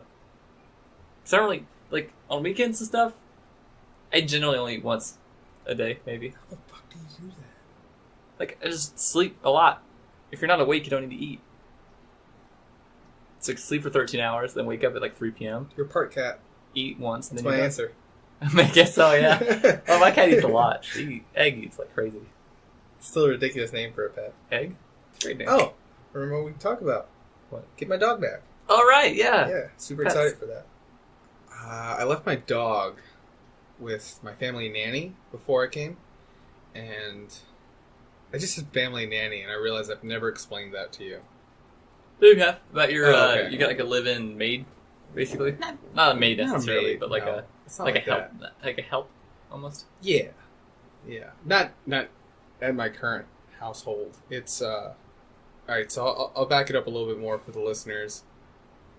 For Mexico, there's like a different social aspect to things, that certain people have jobs that we deem outdated here, and hers is more of a role of like an au pair, like if you're trying to raise children, and that's not just, like I said, now she's been with family for 2 generations, and she gets paid. It's not like she's like captive or anything. It's her career. It's her career, yes. Not a lot of upper progression, but no, it's her life work. Yeah. Well, her upper progression is becoming a citizen because my mom helps file her paperwork and manage all her legal process. Oh, she's an indentured servant. Similar. She will be rewarded with her freedom and American citizenship. No, dude, that's a very convoluted process, and to have someone on your own behalf, like the amount of legal fees she doesn't get charged on someone just persistently always working that angle for her. Yeah. Because if not, like, could you imagine trying to come to a country that you with no help, you don't know the language, and she would, like, my mom doesn't charge her rent or anything. She has, and pays her. Yeah, and still pays her on top of that, like above minimum wage too. Yeah. So it's actually a pretty great setup, and she's part of the family. Like every time I see her, and I tell her not to do it, but I've just given up and trying not trying to fight it, she gives me like $100. I'm like, you understand like how much money I make at this point? Like you can't. Here, take it back. But it's something like it makes her happy to do it for me. Yeah, it's like a. And I try to like go out and like I'll get her flowers with like her $100, not a full $100 because it's too much flowers to carry. Loads of flowers. Flowers are expensive. They're not that expensive. Yeah. They do something nice for her. Yeah, whenever I can. On It's Mother's like an honorary Day. member of the family, basically. Yes, definitely. On Mother's Day, I guess under something too. But yeah, she watches after my dog because all the kids until recently, my sister had a baby, but then my sister's a very like involved mother. Yeah. So She doesn't necessarily need correct. help. So it makes her happy to take care of people. It's just her personality. So she takes care of my dog right now, and she babies him so much to the point it's a problem. Number one, he's spoiled as shit now. Like he's not temperamental. He's a Chihuahua, but he's an applehead. So he's got like a rounded like Wait, a that's your dog? Hmm? I thought you had a giant dog. No, that's like my parents' dog, and if anyone, You have a Chihuahua? yes, but he's not a normal Chihuahua. And also, I didn't pick him. Like someone gives you a dog, you're not like, can you take it back? I want a bigger one. Like that's really. I wouldn't keep a dog I don't want. Dude, I love dogs. I explained it. My first dog ever like died for me, so I'm just not one to Turn one away. turn one away. Yeah, Right. and it's a puppy and insanely adorable because he's not a normal Chihuahua. Like, he doesn't have bad ears. Ever shown you a photo before? No. His ears are so big they flop over. Okay. No one knows he's a Chihuahua. In fact, I have to tell people he's a Chihuahua all the time. What? No, I hate Chihuahuas. He's not one of them. He doesn't yap all the time. He has like a normal bark. Yeah. So he's the least Chihuahua-like Chihuahua. Okay. And also, you just can't tell because his head's just like too round and his eyes are. It's a chibi dog. Like there's There's a smaller size of normal dog. It's a smaller size of a normal dog. Like if you thought dog in there was a picture in the dictionary, that's what comes up, just smaller. It's not a legitimate like Chihuahua. No, Okay. no, it doesn't have the temperament, none of that. Or the shivering or fear. Nope, never seen him shiver. Unless I'm like bathing him in the water's cold, it's not happening. I like to spook. I had a buddy in high school who had a Chihuahua. Like I like to spook his little dog all the time because it's already so fearful and shaking. He like, just nip it'd you. really freak out. It's like like fall over and just shake. He's a pretty reasonable dog, like temperament wise. He almost died once. That was really scary. That's why people should have pet insurance. I'm not even joking when I said, yeah, pet insurance. It covers. I was just going over the plan. It covers a ridiculous amount for what I'm getting and what I'm paying. Because you have a cat. Yes. Vets are fucking expensive. Yeah. And that's just for normal upkeep and stuff because animals need shots. They do? Yeah, dude. Animals need shots. I'm kidding. I've taken Egg to the vet when she was little to get shots and everything. And how much per visit? And to get fixed. If you had a guess, does the vet cost? Like per visit? I've only taken it like twice, so I don't know. No. Like once to get shots and once to get fixed. How long have you had your cat? Like 2 years, maybe? Okay, that makes sense. I always say, I was like, at the very least, go once a year. Really, it should be semi-annually. One for a checkup, one for whatever that checkup needed. What? What checkup does she need? She just Yeah, she stays inside all day. Like what's it? That's She's very a cat true. that stays inside. Very nice life for a cat. She's get exposed to nothing. That's true. At worst, I'm too scared to cut her claws because I don't want to hurt her. Yeah. So she has to bite them herself, and that's the most dangerous Yeah, thing you ever. told me about that. It's like biting her own nails. Yeah, so right now I pay $50 a month, Jeez.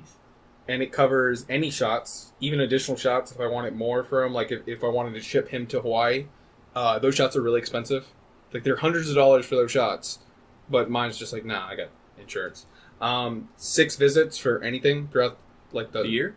Yeah, they Why have would to you cover. just take animals to the vet that many times? Well, what counts as a visit too? Like I can get him groomed instead. Okay. Yeah. And that's really awesome because grooming can cost like $50 Yeah. depending what kind of dog you have. And doing it yourself, like Yeah. it's not easy. So 6 visits, and an annual dental cleaning. Dental cleaning. Yeah, Animals need that. yeah, especially dogs. I Not just- cats. I just pick her up and like Not cats. you don't wash cats either. Yeah. Also, cats don't like gnaw on bones and shit. Yeah. Dogs gnaw on stuff. Have you ever seen a dog's teeth? They're covered in just like plaque, like Yeah, they're tartar gross, plaque. Yeah, they're Yeah. gross. Not my dog's teeth. They're white. Oh. He's an adult dog. He's like 5 years old. They're still white. Dogs are just dumb and gross. For the most part, Cats yeah. are perfect. You don't have to do anything. I wouldn't say perfect. You just have them and they're there and they're great. That's the worst part of the cat. It's the best and worst part of the cat. At the end of the day, it's never going to care about you the same way you care about it. No, I think we're equally, like, we love each other, but, like, Yeah. not really. Like, if I just disappear, just like, oh, shit, but move on. Yeah. If I lost my cat, like, oh, shit, but I move on. I feel like you'd care a little bit more than that. Like, initially, you'd be like, you lose cats. And then after that, you'd be like, fuck, where's my cat? Well, no, like my old cats before, like, I remember them, but I'm not like, ooh, I miss Ned. You had a cat before? That was my first cat named Ned, okay. yeah. It was a black cat as well. Hmm. I didn't even take care of that cat. I didn't feed him, didn't Yeah. water him, didn't do litter. He just went outside and found food, came back, and was like, hey, I'm back. But yeah, my dog got attacked by a little junkyard dog, had a breathing tube, got his arm, like, gnawed up and everything. Insurance 100% covered it. Oh, cool. They're like, sir, this surgery costs like $2,000. Are you sure? I'm just like, yeah, save him. Yeah, go. Yeah, do It's it. like, I Your have jobs. insurance. That's what it's for. Yeah. He wouldn't have lived without that. Like, I was 19 and I could afford pet insurance. I could not afford $2,000 at once. So it worked out. And then I didn't have the same level of care I do now because now I make more money. So I'm like, yeah, take care of him better. Yeah. But before, I had like the $20 package. I'm like, yeah, fucking do it. Few jobs. Yeah. That's kind of weird, though, that the first answer is always like, we can put it down, or we can do these surgeries. Like, why is that option A? Why is it always the first option? Yep. Because most people don't want to do anything to take care of their That's very animals. true. And you say $2,000 for an animal, I get a new See, dog. That's why I choose animals and pets that like don't require any care. I Mm. choose cats. Because cats require almost nothing. You choose and cats on tortoises. every choice you get. That cats are an option. Alright, yeah, true. Tortoises. I don't want a tortoise because like all I gotta do is feed it. Usually it's gonna be okay for like 40, 50, 60 years. And plus, I think it's hilarious that like, I want a backyard and just a tortoise in it that as I grow older and older, it gets bigger and bigger. Yeah. And then I die and someone gets a giant tortoise bequeathed to them. It's Oh, giant bow on here you top, go. too. Yeah. Just to be funny. Here you go, kids.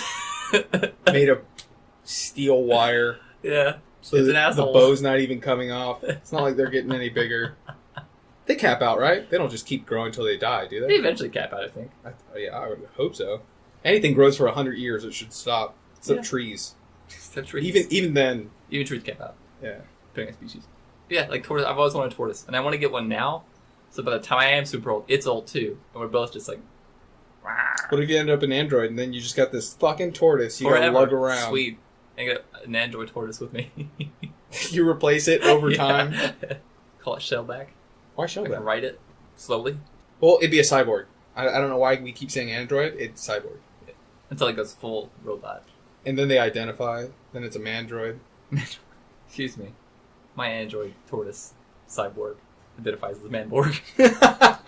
He has full rights. Please kill me. Mercy kill. We live forever. Like me. Where was like me? Wow, that's still not even a thing. I've That been eating lettuce for 6,000 years. once we get to that point where we have immortality, or so to speak, immortality, we're gonna have to come up with things like what about when you're just tired of it and you have to like I would be. cyborg mercy kill yourself? Not having it. Never? I would get tired. No. Even people who are like, oh, but what if like, the Earth gets destroyed and you're by yourself forever? Like, cool. Sure. Why? You know why? We need a mental suicide switch. Just so if I'm floating through space, I'm like, I'm real sick of this shit. No, I wouldn't, because eventually you're gonna hit something. Eventually. Yeah. And by that point, like, if that's what happens, just the natural span of time, you're gonna go crazy. Oh yeah. Like, you're gonna have every disease and every mental illness possible if you're immortal. Yeah. Like, you're not gonna die from anything. You're gonna have every What problem. if we digital hard copy our brains to like a hard drive? That's Or that, yeah. then it's really just if you run into a gas giant and it degrades your metal casing. I'm But you have more to have a just- power source too. I'm talking more about just immortality, Yeah. like Okay. non-realistic in any way. You cannot die. Yeah. Like just floating through space, it's bloody cold, and I'm bored. Should have brought a shirt. I've done nothing for thousands and thousands of years. Just the thoughts you would have. Yeah, like I don't have a problem with that. I'd float through space, doing nothing for 1,000 years. Would you go? Sure. So if you have sure, whatever you're gonna say, sure. I mean, if I'm immortal, yeah. If, I'll do it. would you go with a non-humanoid body? I mean, we just watched like a weird show where the main character isn't Like a human, octopus. Yeah. alien. but would you go with something like that? I mean, I'd go with the Dr. Manhattan thing. like, would you would go away from the human body? Is what I'm saying. I'd go with Dr. Manhattan, where it's like I don't Naked need, and blue.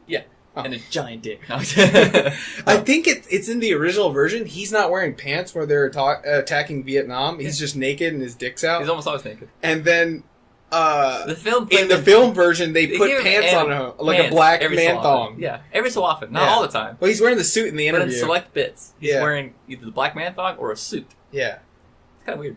No, it's I really just watched awesome. it recently, actually. Oh, okay. Like for the first time? No. Oh, all right. I never saw the director's cut. I saw the director's cut. It's really good. But for some reason, I wanted to watch it, and I watched it again. I just think it's really funny that's when you know you're godlike.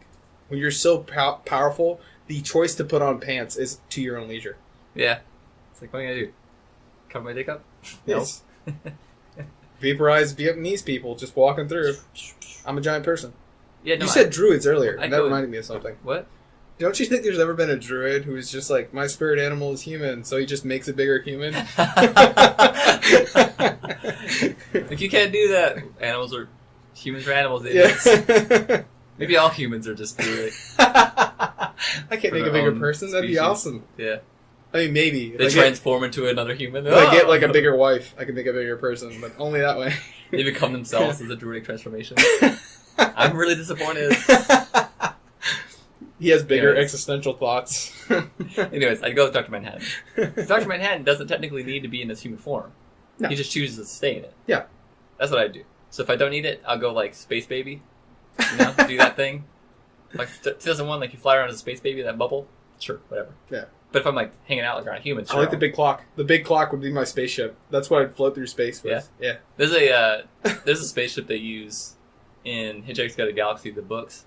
It's an Italian restaurant. And the way it works is the mathematics to make their engine work. It's like a weird like improbability drive sort of thing. Yeah. Is that the math is done by robotic Italians doing math to tally up the price and like the tip and everything. The weird Italian math they do is the calculations that the engine runs off of. And it's supposed to be just impossible math. Like, it breaks the laws of physics and, like, everything. Yeah. Just saying Italians can't do math. 2 plus 4 is tomato.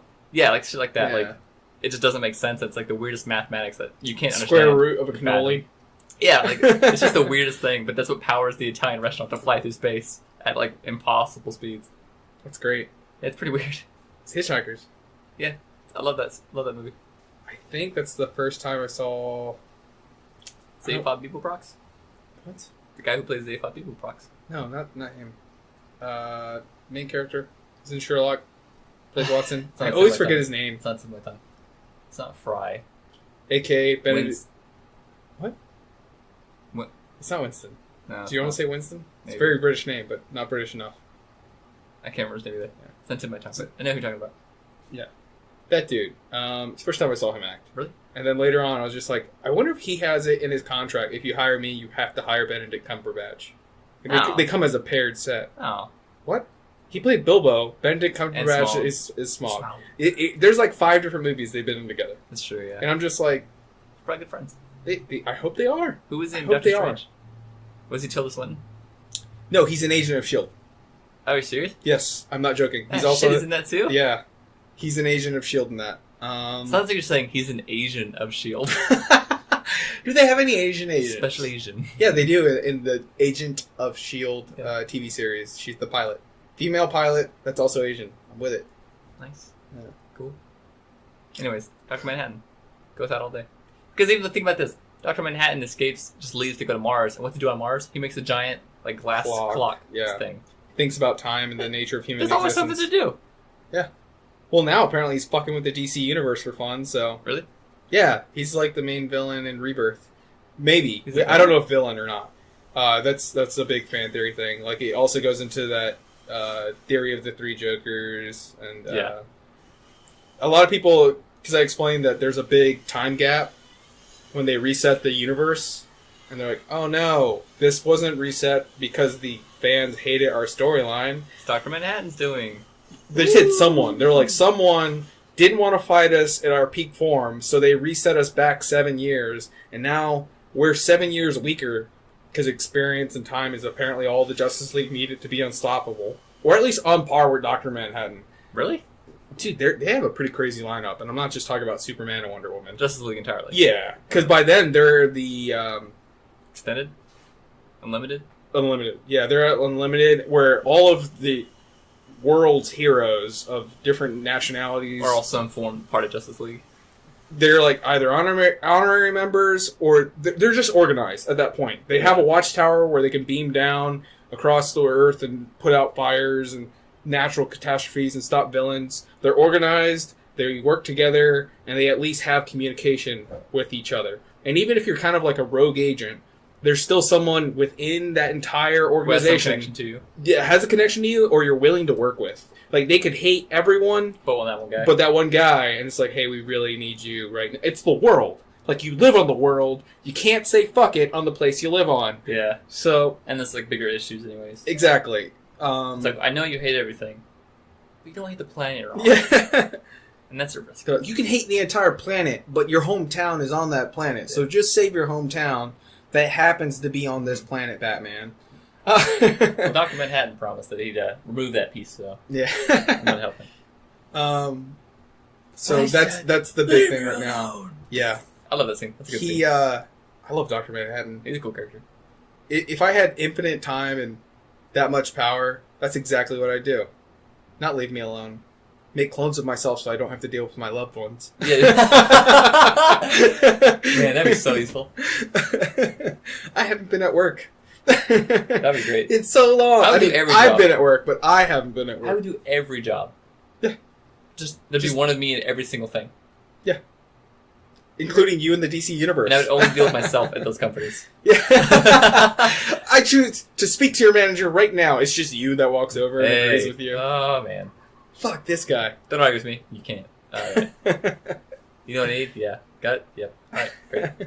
There's no further conversation necessary. Yeah. Never order again, just walk in. It's like, there you go. Sweet. Thank you. He could probably do it. I don't know what... He has no limits to his power, really. It's just whatever you can imagine. His power is creation. You don't beat creation. Yeah, you don't. And I love that when... well, he even says, like, he's going to go start a new universe. Yeah, that's like, he's going to start life. Which someone even brought up. They're like, what if he started the DC universe and he's just cleaning up the mess he made? Well, some people said, there's a fan theory that they're trying to imply that the universe we live in, humans, was made by him. Yeah. But they were like, why would he create one that has a lot of the same problems and issues, just without the capabilities? Like, that doesn't make any sense. Why would he create life in the image he used to have and one he doesn't care for anymore? Why would he create a random comic book that includes his entire planet's origin? So many questions. It's so stupid. Like, it's such a silly fan theory. Like, I get that's a cool idea you had, but it doesn't hold up at all. Like most of Wonder Woman. I got into a Twitter argument for the first time. On Twitter? Yeah. Tweet? I try to use it only for work purposes, but it doesn't happen that way. Oh. I still need to make it... Like, computer stuff. Like, I'm friends with, like, AMD. Yeah. Personally? Intel. You know personally? Yeah. We tweet. You got one of you working in there? Intel thanked me once for using their processors. Really? And only their processors. Yeah. It was cool. Why? I don't know. I have a decent enough people on Twitter follow me. Personally. So that's why they said thanks? Yep. Or at least someone who manages Twitter's account was like, thanks for always using our processors. Oh. I don't know. I don't know how it works. I don't know how weird to me. The Twitter machine happens. That seems weird. Have you seen Wendy's tweets? They're fucking hilarious. That's weird to me. I don't like that. It freaks me Organizations out. and businesses it's have like the personification of like... It's just a PA... It's weird. It's just a PA person. Yeah. Yeah, not a PA, but like a PA's person. Public affairs. Yeah. It's PA. Oh yeah, it is PA. I was thinking personal assistant. Yeah, it's a person, but it's an office of public affairs. It's just treated like it's a now a conglomeration that has this character and voice all of a sudden. But read the Wendy's ones. It's really funny. It will be stuff like, "Hey Wendy's, I'm at McDonald's. What should I get?" And Wendy's will tweet out. Yeah, I've seen those. They put on like Black People Twitter love doing that. Yeah, I love Black Twitter. It's another reason why I'm on Twitter, just to read Black Twitter. It's really funny. But would Dr. Manhattan have a Twitter? No, dude. He'd just be sent to you, and we tweet about him, and he's just like, these fucking life forms. These fucking life forms. So he gives us all cancer, apparently. No, he does it. He does it. I know. It's a fucking lie. The tachyon particles. Fucking that shit. Dude. I hate it whenever someone uses tachyons to explain something. Anything. Like, I can't wait for science to explain and, like, show what tachyons do and don't do. I would use... Just stop doing Yeah, something with time. But I would use tachyon particles to explain that I can't explain. It's like... That's what they're used for. No. But I would do it on the nose, where they're like... how does this work? How do we not know how this works? God damn it, why is ice slippery? And I'd be like, well, Mr. President, we believe it has something to do with tachyons. And just leave it. He's like, that doesn't make any sense. You didn't explain anything. I was like, we need to do tachyons. Yeah, we don't know what tachyons are. So really, when I say tachyon particles, it means I don't know. Later on, way later in the movie, someone asked the president for a serious answer on why he did something like bomb Syria, and he's just like, tachyons. Can't explain particles. Listen, the second you understand it, you don't understand no more. That's like relativity, right? Yeah. Okay. No. It's not relativity. Someone used that to explain something. An actual scientist used that answer to explain the moment you think you understand it, you don't understand it anymore. Yeah, no, that's the whole thing about... I forget what it was called. It might be metaphysics. No, it's not metaphysics now. Metaphysics isn't real. It's not. It's not. But it's a discussion about, like... Well, wouldn't that be why if you understood something that isn't real, you really don't understand it? Because you don't understand that it isn't real. What? Sure. Tachyons. No, it's the thing about, like, people who think they know everything about something know nothing about it because they don't know enough to know they don't know anything about it. Like, and the second you'll start learning about something, you realize there's so much more to it that you don't know. That... Except Monster Hunters. I pretty much know everything about Monster Hunters. That's because it's a limited thing. Like, there's a horizon to it. Whereas... I'm just saying, pick better shit to claim you know everything about. Just one thing. Keep it small. And spend your time on that. Spend at least... I don't know, 1,000 hours on it. You might know. You spend 1,000 hours on anything that isn't your own life, I don't know what to tell you. You better be good at it at least. How would you spend your own time on something that isn't your life? Virtual life. That still a use of your life. The act of doing it, yes, but I'm saying when you have, like, second life. If you spend all that time in virtual life playing a role that isn't your actual, like, I mean, getting up, going outside of your house, oh, there's trees and I was thinking about this earlier. Mm-hmm. People who really enjoy dating simulation games, especially like these visual novel types, that like literally get emotionally invested into the characters. Fake intimacy, yeah. Yeah, fake intimacy, basically. And people who sleep with hookers. It's that bad now. Like, there are people who get really engrossed in those fake relationships. Yep, fake hookers. And they really get hooked, like emotionally hooked in these things. Mm-hmm. Imagine how much more it's going to be when there's like legitimate VR. Really, really good VR. Like how some people feel like they go home, put on VR, and really arrive home. With their waifu? With like their wife and kids and like all this stuff. You have to say waifu. Or waifu and kids. And lollies. Sure. Their waifu and lollies. Imagine how weird that's going to be, how like drastic, more severe that's going to get. Look, the whole that thing... emotional connection. If this is some weird AI that can think and has a repository and can remember things, the line of what makes... Someone's like, no, I'm a person. You don't get it. The thing's a machine. I'm like, well, like, kind of has all the same fucking qualities as you. Yeah. So, and if it makes that person happy, if that's the line between them committing suicide or feeling alone, or feeling like they have no reason to be on this earth, I'd be like, fucking go for it, man. Don't use too much power. Like, that's all I have at that point. It's just a weird thing, though. Like, it's totally weird. It's not real, but in a way it becomes more real than real. Because, it's as real as everything else at that point. Yeah, and like aside from the sacrifices you make to have that, there's no negative repercussion. Correct. And also, how many people have a real life partner, a real life family that they aren't real with? They have fake interactions, right? Yeah, and they lie to them. The relationship isn't legitimate in any real way. No, it's a front they're putting on where they might actually have a more realistic and true relationship with a VR character. Yeah, where they actually act like themselves and be themselves and express themselves. Yep. Than they would with a real person. That's fine. That's more real than some people say that's really unhealthy. But if their personal health is better than if they attempted to do it with real people and they felt... I've explained how there's certain people in life I try to avoid, not because I fucking hate them. It's because I understand that it's probably best for both parties if I don't spend time around them. They dislike me, I'll dislike them more over time, and we'll just... If anything, it damages each other by being around. Yeah, and with VR people, that can't happen. Nope.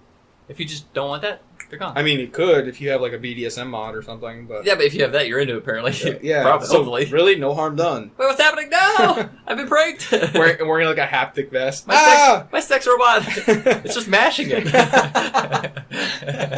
That's disgusting. Man. Salt the robot. Salt the robot. Salt the snail. Gale the snail. But yeah, I was thinking about that. Like, she's hot in real life. People are yeah, absolutely. People are legitimately going to get emotionally invested and hooked in these things. Yep. And it's like, if a company makes something like that, let's say they make a VR program Mm-hmm. that a ton of people get really engrossed in, and for all uses of the term, fall in love with that character. Wait. And then let's say suddenly, We have the perfect example of this already. what? You've seen it. You've seen all of TNG, right? Yeah. The holodeck. There's an episode where they make a woman in the holodeck that he actually falls in love with. Yeah, And then he wants to take her outside the holodeck. She's like, sorry, I'm a fucking simulation. yeah. Or Data's weird obsession with Moriarty.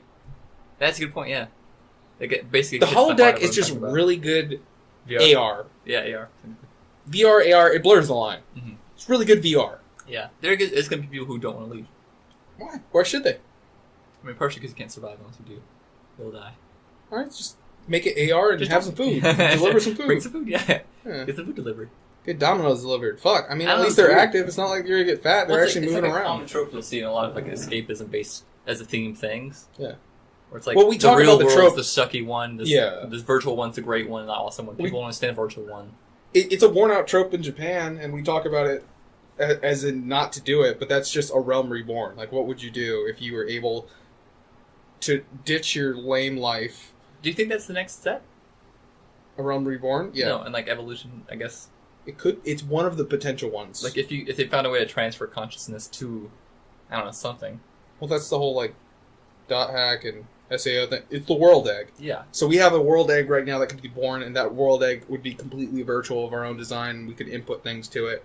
Or we could just get robot overlords here, and they could, I don't know, Right. Like if once everything use can it be as automated batteries, enough, and that's just the Matrix. once everything can be automated enough where like humans really aren't necessary to make things happen, make things go, like Mhm. power. I don't know, maybe have like a Dyson swarm around the sun that feeds the planet's energy needs. You say Dyson swarm? Dyson swarm, yeah. Like the vacuums? No, not the vacuum. I imagine like all these vacuums around the sun. I'm like, I think you he's an can't suck astro- solar energy, dude. No, I think it's a I've tried. astrophysicist. It's less than Dyson. Okay. But first there's a Dyson sphere, and it's basically it's like imagine like a solar collector, like a normal solar power collector we have now, but it's in space and it's encompassing the sun. So every bit of energy coming off the sun is collected and used. Trouble with that is like it just doesn't work that well that way. Like, the whole system wouldn't work as a one solid piece. So instead, he proposed a Dyson swarm, which is a ton of like drones basically that go around the sun. But doesn't Collecting block energy. out the coronas. Don't and block it everything out. else. Yeah, for one, doesn't block it out. And two, like if one breaks down, no big deal. One broke down, bring it back for repairs, let it die, and just put new ones in. The sun's fusion energy, correct? And then coronas happen on the surface, which Yes, are it's like fusion energy. Yeah. coronas are like a weird line though. They're not pure fusion, are they? Aren't they like almost where fission happens, but it doesn't? It just goes back in.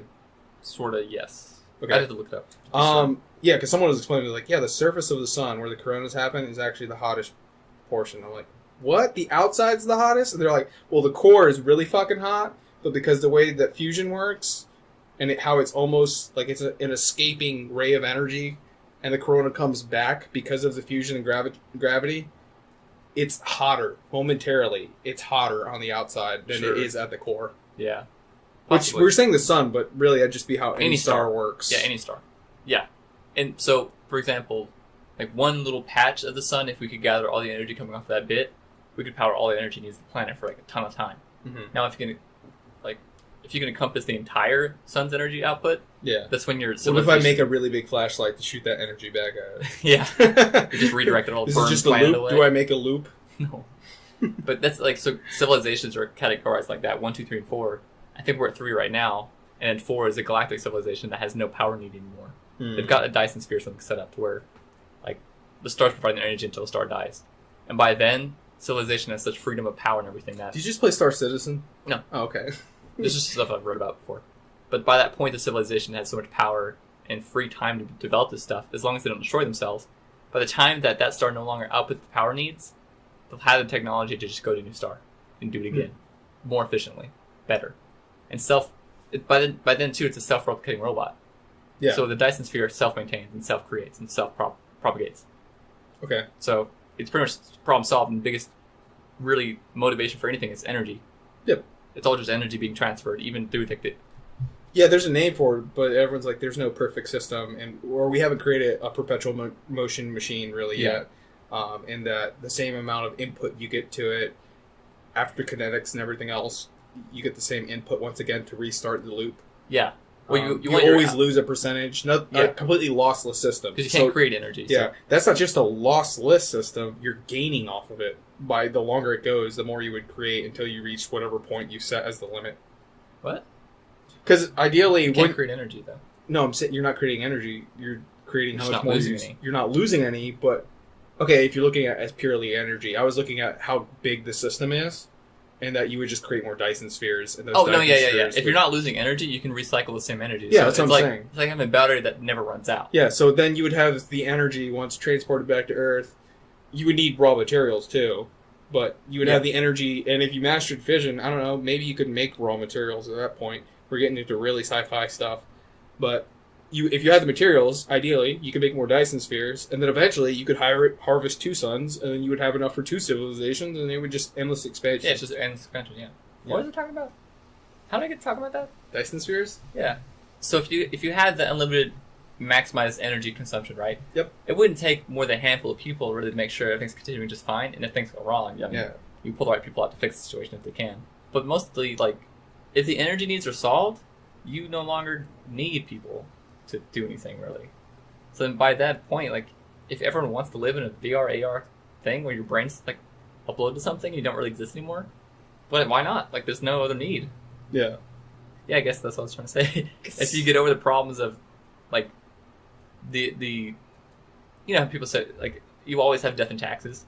Yeah. If you solve death and you solve taxes. Because, that's your energy consumption needs. That's a hell of a math problem to be putting down in front of you. Just solve for death and taxes. What? Yeah. But isn't that not... That's the equation of existence. Yeah, is that not the end goal of, living and dying? To not die? Unless you're suicidal. Yeah, I guess. unless you flip that script. And your goal is to die. Fuck you, I'll win. On my terms. Yeah, my terms. We just laughed about suicide. If you can't laugh about it, If you can't beat them, join them. No. And we're over. That's podcast. Us. No, that's a bit dark. A little bit. No, I was going to say that school of thought, I always forget. The ones I always tell you, when you bring them up, I'm just you don't have them? They went to the woods and killed themselves. Because they... Yeah, stoicism. Stoicism. Some people confuse nihilism with stoicism because a really good stoic will end up at nihilism. They're well, really, what's the point of any of it? It's well, there isn't. Not one that we can think of. Not one that will be good enough to satisfy whatever deeper urge you have. Not enough to answer why we have religion and charity and all that. It's no. It's going to come down to, well, it's just kind of arbitrary stuff that we all do simultaneously. And it's really easy to come up with a solution when really when you put that solution under analysis, you're well, why do I have this answer? And everything kind of comes down to be happy. And they're well, if humans are happy, what's it solve for the planet? Absolutely fucking nothing. No, there's no reason. There's no if anything, we'll probably ravage the planet in an attempt to be happy, which we won't hit. Yeah. Which we'll be empty inside. Our planets will be empty. Now, Our storehouses will be empty, so we'll starve out and die. So in the end, if we all just killed ourselves, would we just make it to point B faster? And the answer is maybe. But I guess we're supposed to let that happen organically, and that's why we don't go to the woods and kill ourselves. You don't kill yourself. Kill the planet around you to kill yourself. Well, the Stoics also figure out you can't. You think that's the answer, but the Nazis tried that later. So the Stoics just kind of figure out taking someone else's choice from them isn't. It's not good to do harm. That even they thought of that. And we can't. They didn't become a murdering cult in which they're we have to eliminate all life forms on Earth. Yeah, it's the only answer. They just knew that we want these specific ones to live. Yeah, and for them to live as well and for as long as possible. These other groups can't. See, they got talked down. Someone would hit them with that line, or a self-improvement meme, like you see on Instagram. They're just be the change you want to see in the world. So they're fine, be a Nazi. Fucking kill ourselves. Huh. I don't think that's the answer, by the way. I think we have to highlight that. It's just please don't kill yourself. No, definitely not. You know the self-help hotline, I always forget the number, but people throw it out. It's a Logic soundtrack, too. Yeah. So just check out Logic's new album. It's on there. If you're feeling suicidal, check out Logic's new album. No, so... That is a track, though. I just had a thought. Just the suicide hotline number. Oh, really? And the song's about... That's pretty nice. Suicide. Huh. I just had a thought. If suicide is, on the scale of things, going too far towards you want to die, that means there has to be the opposite, where you're too far towards the end that you want to live. Yeah. Because to me, I've never... Dude, we have so many sci-fi tropes about that. Yeah, someone I've never who goes had a point mad where... with... Like, it's usually an old guy who's like, I don't want to die, or someone dying of a disease, so they do something awful in order to gain immortality. I do it. Something awful? Yeah. It depends how awful it is. Does it though? Kill your cat and wear it as a mask. Yeah. Okay. Live forever? Dude, we get over it. I'm with you. Yeah. I've yet to find an answer where someone's like, forever. I was like, okay, and you're not going to do that, like, I still starve my shit to death. Like, and, if I gotta do Galactus level, like, planet-eating shit, yeah, I'll do it. But also, you can't make me age infinitely and I turn to dust. That's such a bullshit genie answer. Yeah. Don't you hate those where, like, you get 3 wishes. All of them I'm going to fuck up by taking literally. Yeah. Listen, Genie, you understand my intentions? Dick. You immortal ass. My first wish is that you perfectly understand my intention with the next 2 wishes. What, bitch? Very wise. No, I thought of my genie answer. I just need one. Make me happy no matter what happens. I'm sure the genie would be like, that's the one thing I can't do. Unless he just makes me retarded and I'm always happy to be around. Like, yeah, that's what I was just legitimately thinking that. Like, mentally handicapped. But joke's on you, I won't know. So who cares if I shit myself? that's true. What's important, is it your experience with life or is it the actual So life? I thought of that and then I was like, man. That's the VR thing. Right back to it. Retarded kids might be the luckiest people, but we'll never fucking know because they can't relay that information to us. Well, no, so you get the argument though, like, it's something about... Does everyone's perception of you matter if you don't care? What's it called? Bliss? Ignorance is bliss? Yeah. Like, if you don't know how bad life is, so you have a great life. Is that actually a great life?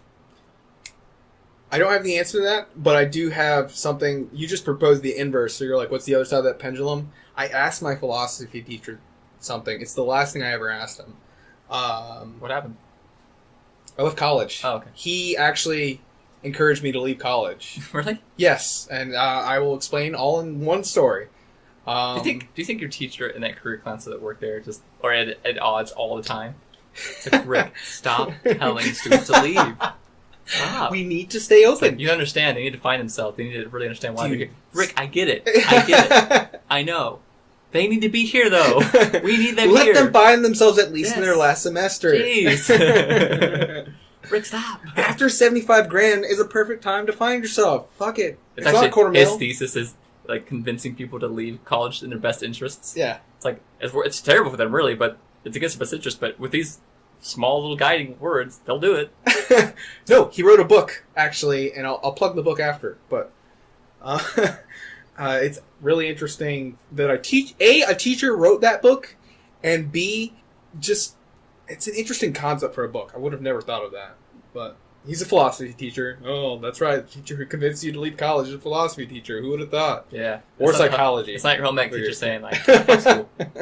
Yeah. So, I go to a philosophy class because I need an elective. I was a pre-med student, so by all means, I did not need philosophy. Yeah.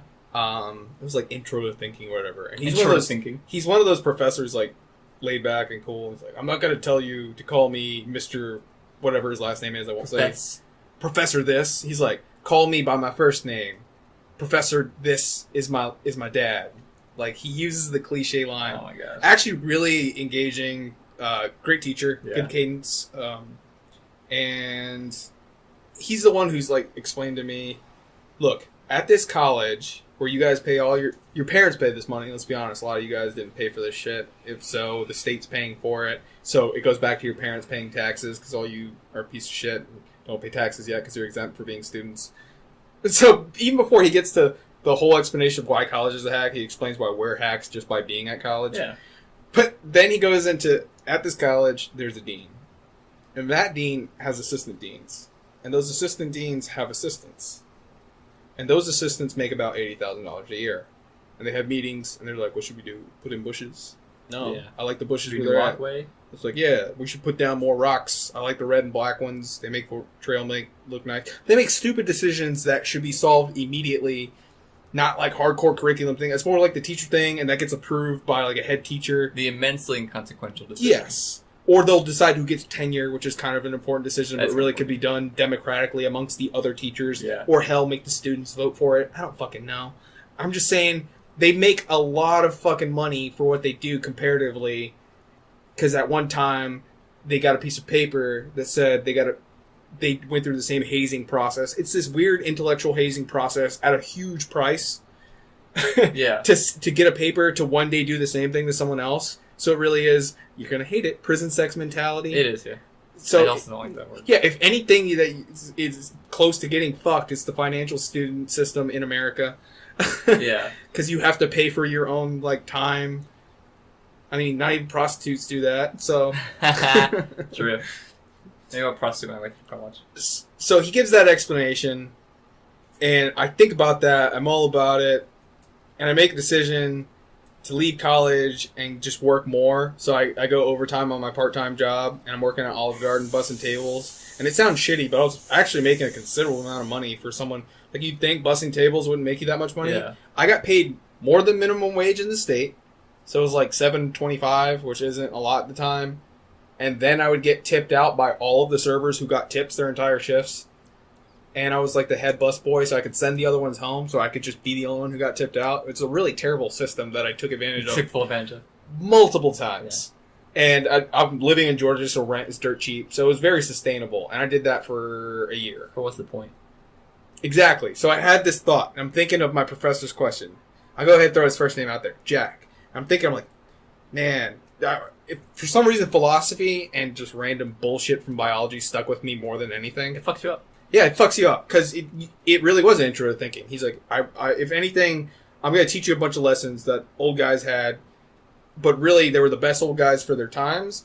So if you can glean any of their knowledge, you're learning an entire generation, a century's worth of knowledge condensed down, and we're going to jump century to century. It's like, okay, what was his main point there? Who built on that? What was his point? Who built on that? And you go all the way, you hit the big grades, and you start off like Greek and you work your way up to modern. Yeah. So it was a really great course. If anything, it's the only one I would really pay for in all of fucking college. It's the one that tells you, is like, if you can critically think and you have access to a library or the internet, why are you here? Yeah, like if you can teach yourself this stuff. So that was my answer. So I fucking left and I didn't go back. And then one day Jack comes into Olive Garden and he told me the whole ignorance is bliss. Or he said it a lot during his lectures. When someone's like, well, if we know this, doesn't it just kind of make everything pointless? And it's just like, yeah, but you got to keep doing it. Otherwise, you just end up like a stoic and you kill yourself in the woods. Like, that's the ultimate end of that pendulum. Yeah. It's like, well, on the other side, aren't we just some kind of blissful idiot that's just going around trying to forget about his existential problems? Yeah. It's like, yeah, once again, what are you going to do? Kill yourself in the fucking woods? Almost everything led down to, it's like, if you give him an extreme... The plan B. Yeah, he's gonna swing back on the other... Well, he's doing a fair thing, because you gave him an extreme answer. Because usually someone's retort or counter to a logical argument that's kind of in the middle is an extreme example. Yeah. Because that's kind of how we're taught to debate. And also, like, human beings, just intrinsically, I think, we are designed to forget. We're designed to not think about existentialism constantly, or else we wouldn't keep existing. Our body's wired that way, that you sort pain in priority of the most pain. And someone even explained to me that's kind of how Alka-Seltzer works, by giving yourself a little bit of, like, stomach trouble on the lining intentionally.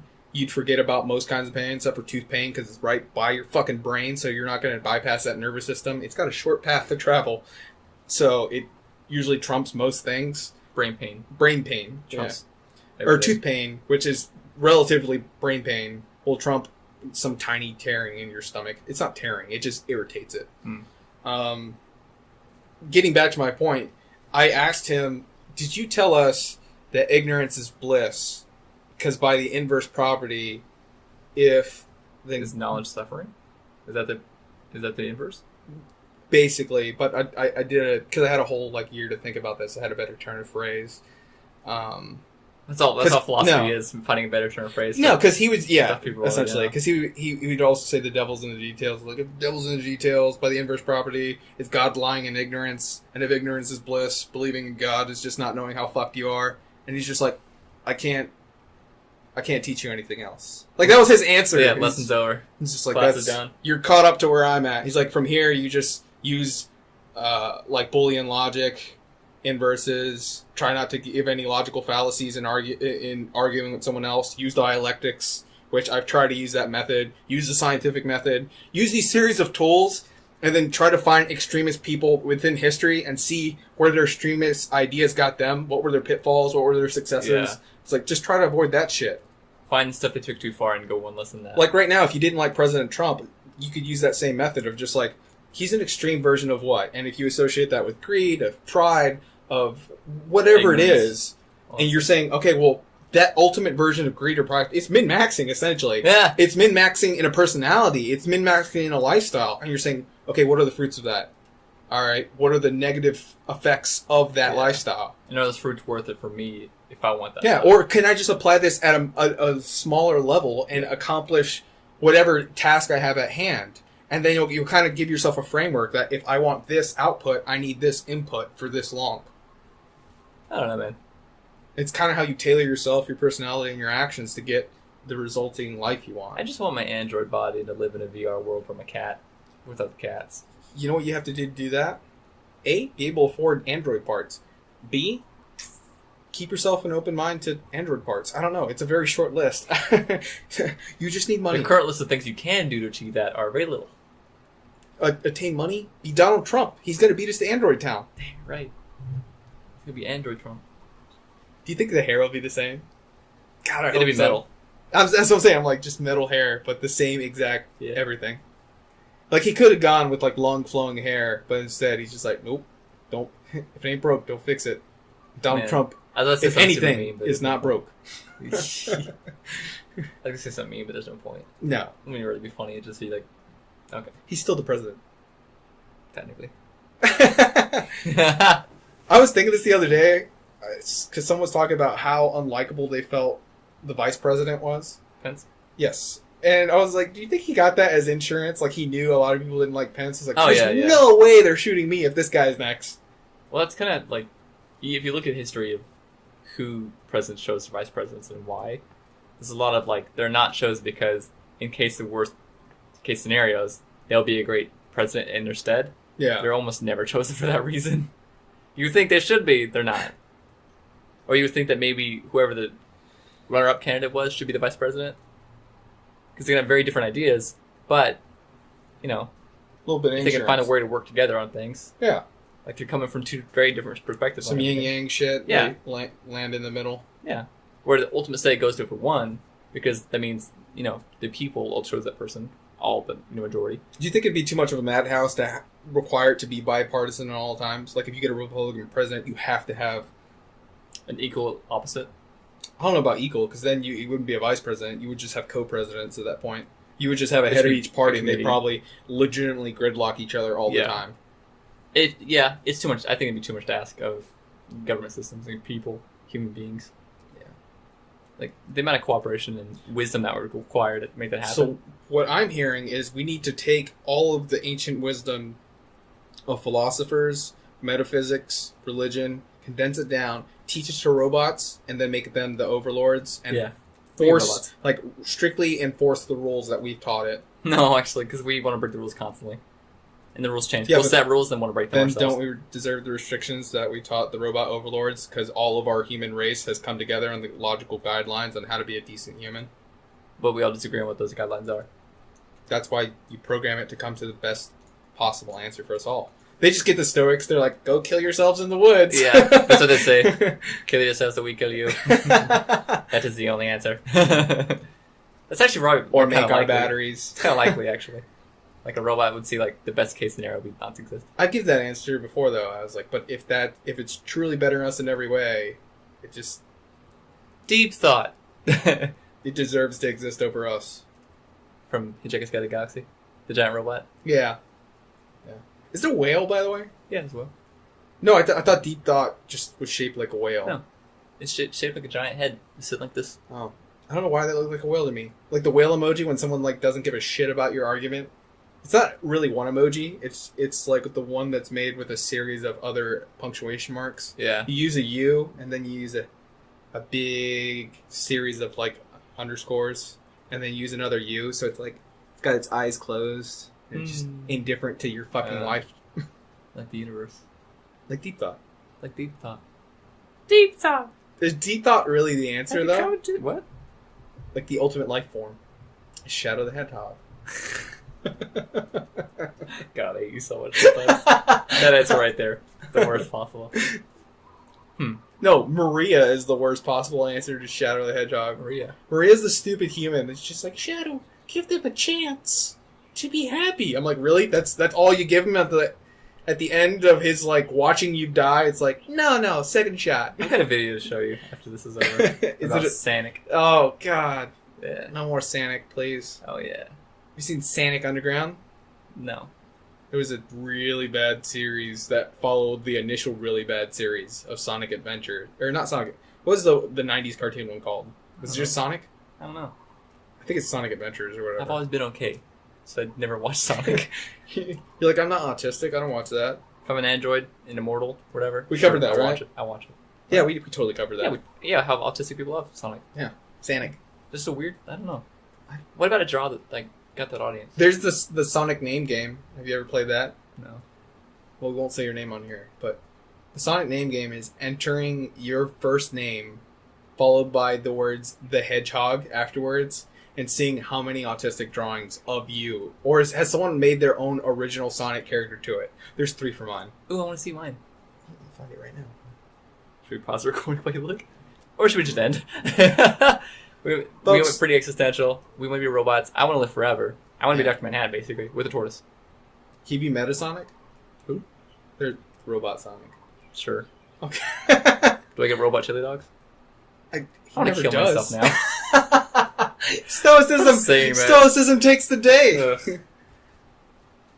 Yeah. So. You want to get us out with the bullhorn? With the bullhorn? Yeah. About immortality. Have I teeing you up too hard? Is that too much to ask? No, I could do it. I just thought of a really lame one, and I didn't know if I wanted to say it. Hit me. It's kind of corny. Dude, all of them have been corny. Yeah. That's the point. Give it to me straight, Doc.